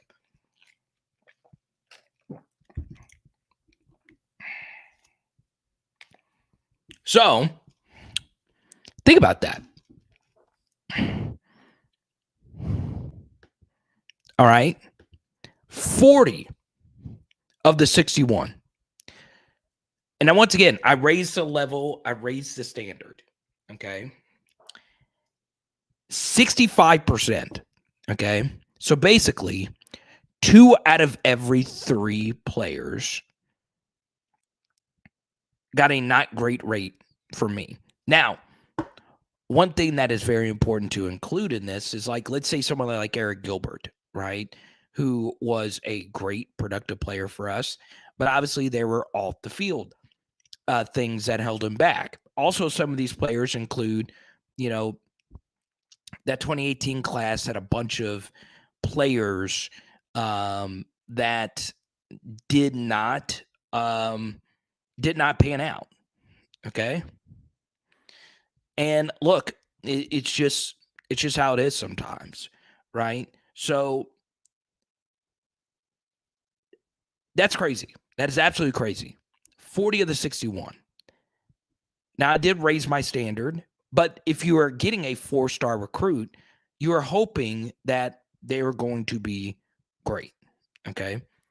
Now, I'm not asking every recruit to be, Derek Stingley or Malik Neighbors or whatever, but that's pretty ridiculous. Now, once again, those are just the 4 stars. It doesn't include the 3 stars. So, like, we were talking about him earlier. Jay Ward obviously was a great player for us. He was a 3-star. So, obviously the difference between some 4 stars and 3 stars isn't really that much, right? But so there you go. Now, what I decided to do was I looked at the previous 5 recruiting classes, okay? So I looked at 2013, 2014, 2015, 2016, and 2017, okay? And I gathered up all the 4 stars from those classes, okay? So what's interesting is we had 81 4-star players. We had 81 4-star players or better, okay? 81 in a 5-year span. And on the not great scale, as in they gave you next to nothing as players, 25 of them, okay? 25 of them were not great. 30% clip, okay? So, once again, from 2018 to 2021, a 4-year span, 61 4-star players or better, 24 of them were not great.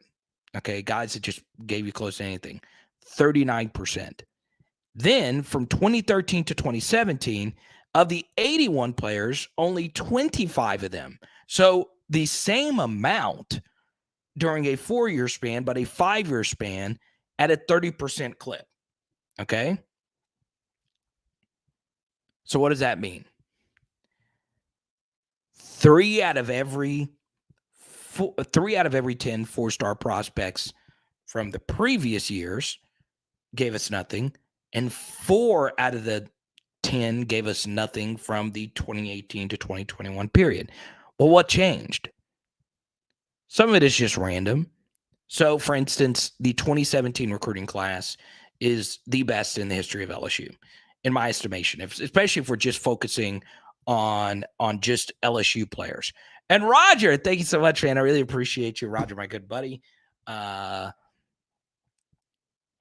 cool, man. I really appreciate you. Biggest super chat of the night. Thank you, man. Appreciate your friendship so freaking much. And there he is right there. We had so much fun. This was at the Fine Bomb show.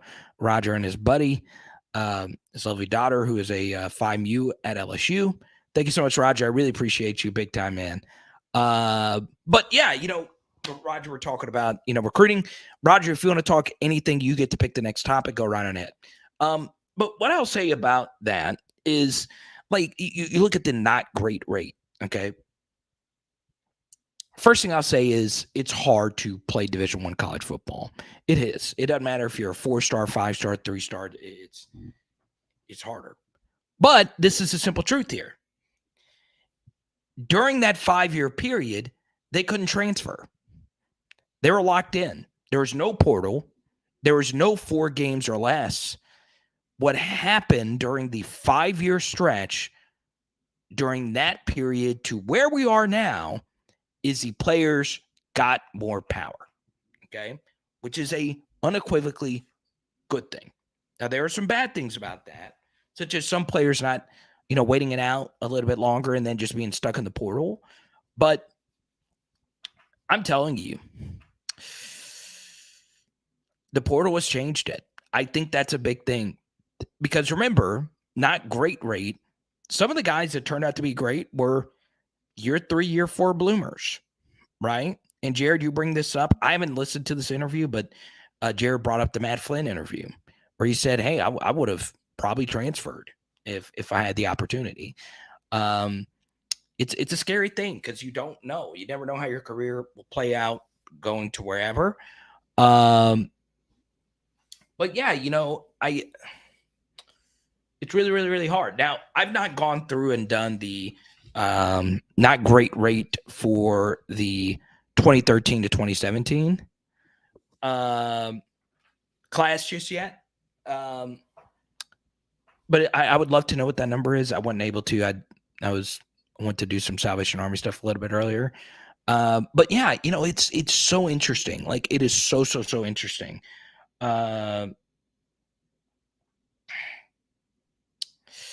So yeah.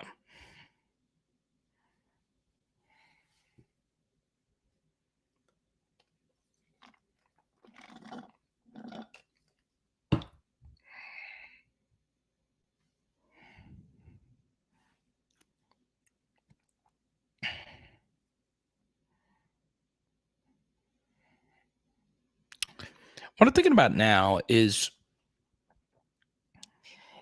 some of it could be missed evaluations, but it's the thing. Like, if you're getting a 4-star recruit, that is like if you're doing a consensus thing, if you're doing like a 4-star recruit, and he is a 4-star consensus player, well, that means, well, this guy can play.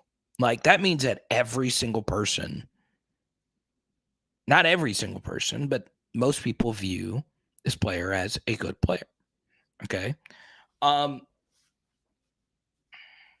Also, one thing from the 2018 to 2021 period that really hurt LSU and some of their 4-star players is Ed Orgeron decided to change the scheme defensively. And that really hurt us. Like, Ika left, Marcel Brooks left. The scheme shift obviously was a disaster, and we just fell apart. That was part of it as well, and obviously, not everybody is going to turn out to be like great per se. So let me bring this up really quickly. Very interesting.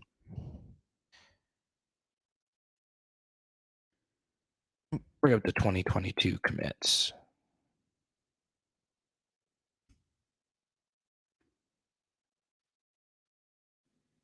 Okay.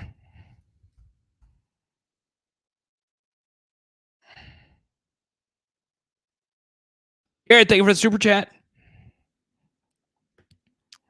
Hazard. Everybody welcome Hazard to the channel. Cumbie. I think he's got the Walker Howard photo. Man, you guys know I always light up when I see my guy, Mark freaking Cumbie. I love it. I can't wait to meet Cumbie. Holding it down, bruh. What up, what up, what up? Who would I compare Toviano to? That's why I got this jersey up. I'm kidding. A lot of people have compared him to Jamal Adams. I think it's a little premature to do that. But he's good. He's a really good player. So, what I want to show you here really quickly, I know about you guys. I like On3 a lot. I like 247 still. I still use the 247 composite. I do like On3 a lot, though. So what's interesting here is obviously we didn't bring in many high school recruits in this last cycle, but so far, 1, 2, 3 superstars already in this class. Okay. On average, we're not including transfers, of the 15 high school players, on average, LSU recruiting classes have 3 superstars in them on average. Okay. I went through and looked this up. They have a superstar hit rate of, and once again, it will take your own subjective definition of superstar, but all SEC, NFL Pro Bowl, or NFL draft is how I characterize like some superstars. Like if you're a first, second round pick, obviously you're a superstar. We've already reached that in 1 year. We got 3 superstars. So yeah, we're spoiled, right? So what's interesting is in Brian Kelly's first recruiting class. Now, let's be fair here. This wasn't, Brian Kelly's evaluation. He just signed the guys that, were already committed or leaning towards LSU. But under Brian Kelly's tutelage, he's got 3 superstars already, right? From the 2022 class. Already. We've already hit the average with a less amount of high school players. So now let's see Quincy Wiggins and Harold Perkins. Well, not Harold Perkins, but Walker Howard, and some of these others. Can they turn into superstars? I got a pretty angry message recently, and I don't share my angry messages. I get them though, just for whatever. And it's ironic. I've never gotten an angry message from anybody regarding Jaden. Never. And I've been critical of Jaden. Obviously, I've been more supportive than critical. But this was out of nowhere. Someone scolded me for not showing love to LaTerrence Welsh. And my thing was, it's like, what am I supposed to say about him? He's played only special teams. So, maybe LaTerrence Welsh. It was kind of it was from like a random. I was like, really? LaTerrence Welsh? Like, he still has a chance to be good. But, I think something happened. It's like, a lot of people just expect every true freshman to be good because we had Mason Taylor and those guys, right? What's up, Charlie? Charlie's a big Josh Williams guy. We were talking about Josh earlier today. I'm going to be honest with you. This was one of the best running back seasons relative to expectations in the history of LSU football.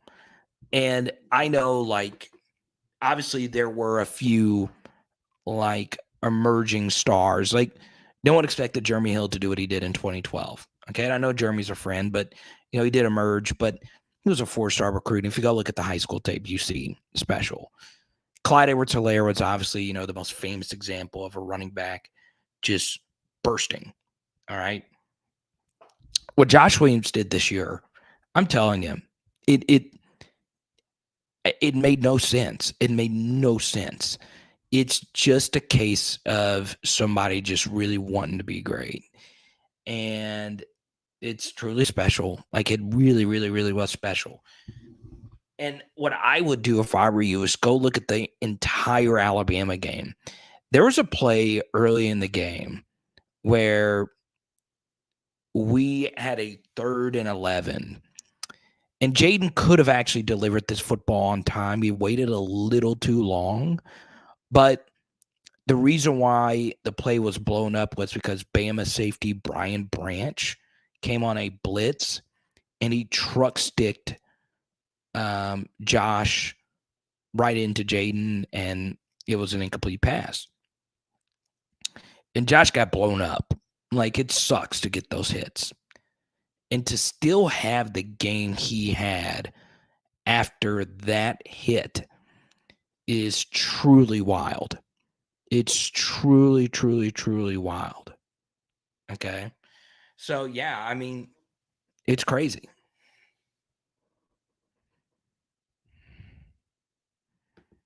That's it, man. I just try and show love, baby. Speaking of Jeremy, why is he not on the show anymore? Well, I did speak to Jay Hill earlier in the week. He is going to the XFL. All right. So I am going to support Jeremy in whatever he does. I am proud to call him a friend. And we talk. We haven't talked as much as we were, but obviously I know he's busy. And then, elite athletes like him, when they get in their training mode, I don't want to get, in that headspace and bother him too much. But I expect a big year in the XFL. Okay. USFL, whatever the case may be. I know, Vic, we got to support our guy. Jay Hill's one of us. Okay. If I hear Jay Hill doubters on here, I will find you and throw you into a volcano full of molten lava and electric eels. Now, how will the electric eels survive the molten lava and proceed to, I don't know, whoever you are, I will find that. I protect my PHLs. The Breakers was good, Ryan. My man. Ryan's a member. Ryan, I believe you're a member of the PHO T-shirt club. That's good.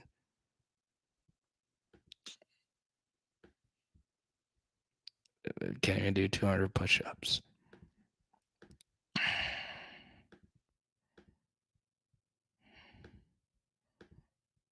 Okay.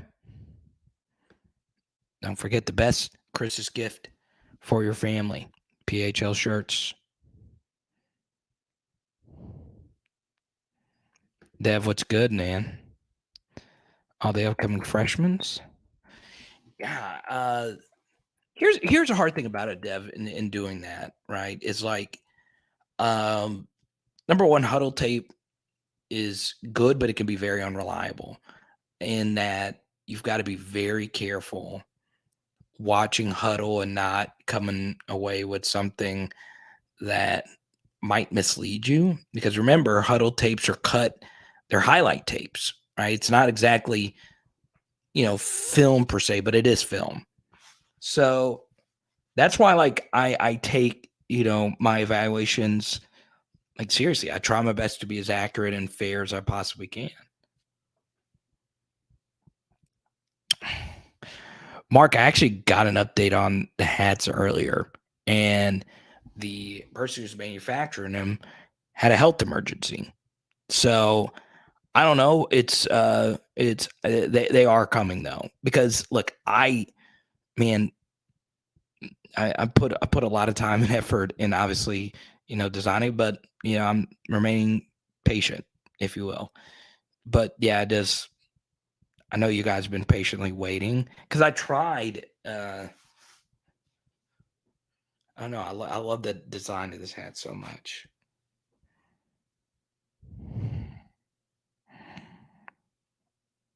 Emo PHL guy.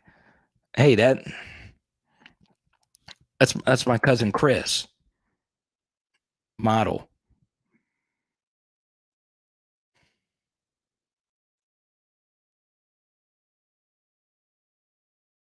Most of my viewers are emo, in case you didn't know.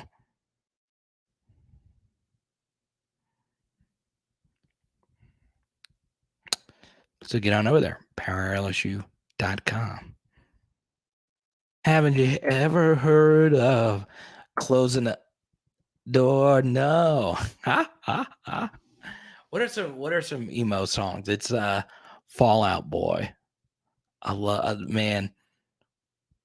What what y'all know about the Fallout Boy? That's good. What about Sum 41?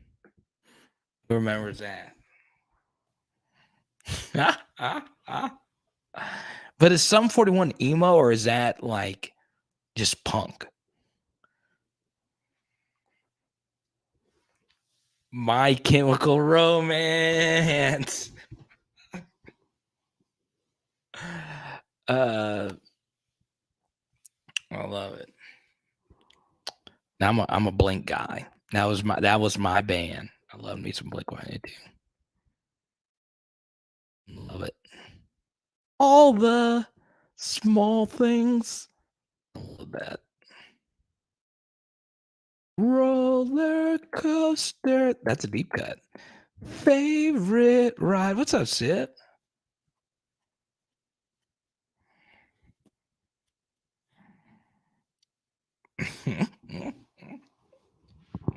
Y'all don't know nothing about the emos, baby. Let's go. Let's go.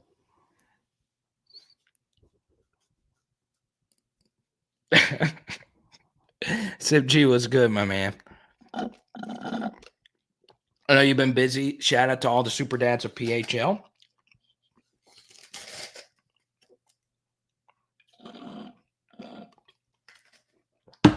I love it. I love it. Roller coaster favorite ride. All right, y'all. In the next 10 minutes, I'm going to answer as many questions as I possibly can. But if you super chat, we'll keep it going. How about that? So yeah. Let's see here. Great, man. That's good. Had a rough day today, but I don't want to bring anybody down again. Just go get your heart and your health checked out. I'm gonna be on that, man. I've been staying up too late, eating too bad. I don't run anymore. My knees can't handle all this weight. Could be this big head. I don't know.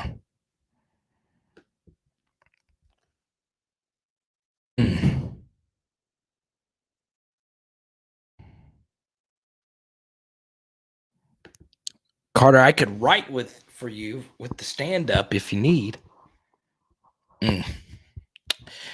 Ryan, I would take you up on this offer, but I've not been on stage in a while. No, I'll put it that way. Huh? I don't know when I'm going to be back on stage, if ever.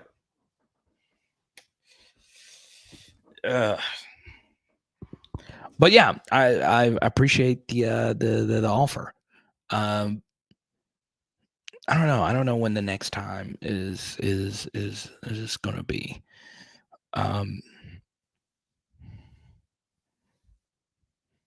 Yeah. I'm not saying I'll write well, but I'll do it. Where's the yes for part of it, cat? Let's go, Jeff. That's a deep cut. That's a PHL deep cut if I've ever heard one. Oh, man. Man.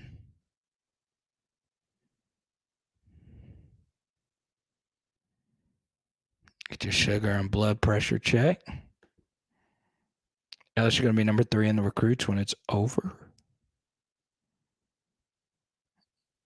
They don't want this smoke. Huh? Who's the one player from last year's team y'all wish could have played with this year's team?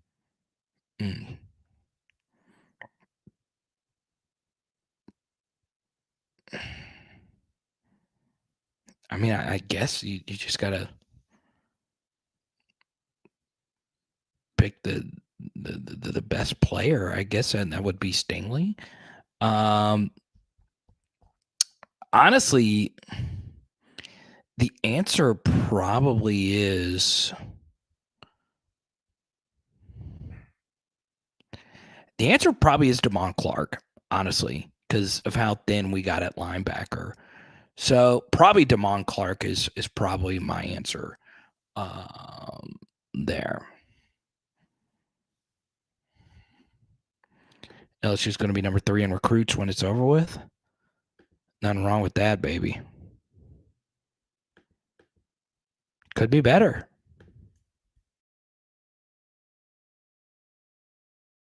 Could be better. Yeah. Cade York. Yeah. Anytime you get Cade York. Well, Ramos was good for the most part this year, right? You do wonder, honestly, one player that was objectively better than everybody else on our team in this role this year was Avery Atkins, right? Kickoff specialist who blasted the ball out of the back of the end zone every single time. That counts for something. But yeah, I think Avery Atkins is definitely somebody. But yeah, I think my answer would probably be Damon Clark. I do, because we struggled with off-ball linebacker at times this year. So that's where I probably would have gone with that one. I'm getting cold as you know what. I'm kind of chilling now.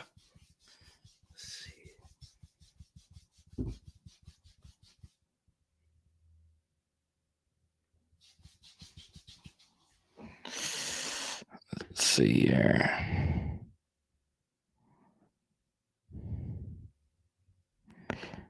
Yeah, I'd probably say Clark.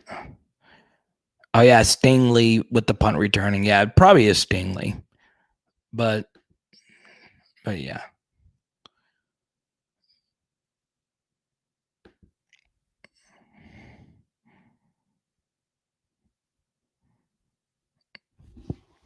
What? Called as a witches in a brass brawl. What? Oh man, I love hearing these phrases that never make sense. Oh man, that's funny.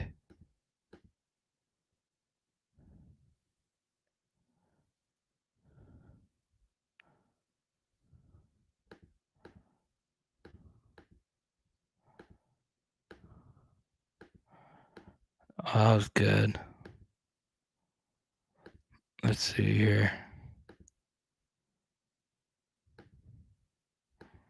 So we got our last winner of the Will Campbell photo, and it was Leonard. Leonard was the last one.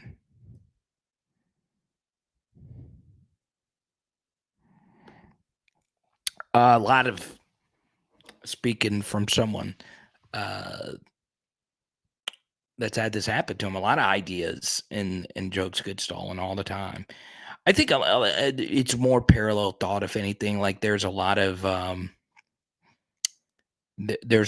comedy that blends over uh, each other, and it gets kind of strange. But yeah, a lot of comedy gets stolen. Like a lot of ideas get stolen. Um, and everything I do, I always try my best to make it as unique as I possibly can. I try and in like any idea, any joke topic, um, any video I do, any perspective, any project I start, I try my best to think of the most unique ideas and frameworks as I possibly can. But there's always going to be bleed over, if you will. I think for me, a lot of it is stolen, and it's tough. So, like, if you ever start a project or whatever, the one thing people can't take away from whatever you do is you. So, if you're yourself, you're always going to be yourself. Now, jokes do get taken. It's really only happened to me, I think twice, where I saw a joke that I've seen get done on stage by somebody else. It's rare. Um, but yeah, it's crazy. It's crazy when you actually see it happen.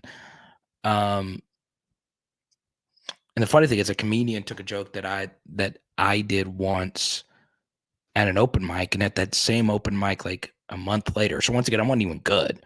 I'm still not great at it. It was a joke about like supermarket sweep or something like that. I don't even. It was some random joke that bombed, and watching him bomb doing the same joke I did, I was like, okay, I don't know what you got out of that. Huh? Huh? Huh? Huh? So yeah, it's weird. It's very, very, very weird. But yeah. All right, guys. No one stole Norm Macdonald's jokes. Yeah, Norm was one of one, man. The funny thing about Norm was like he was not like I never was like a big Norm guy. I just wasn't. But some of the stuff is just so good. That's what made Norm great. He wasn't for everybody. He's not. But the thing about Norm that made Norm so big is that, well, because Norm was so unique and not everybody could be him. Um,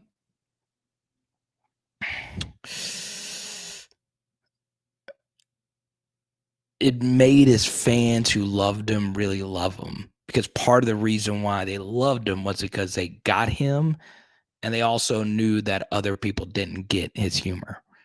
So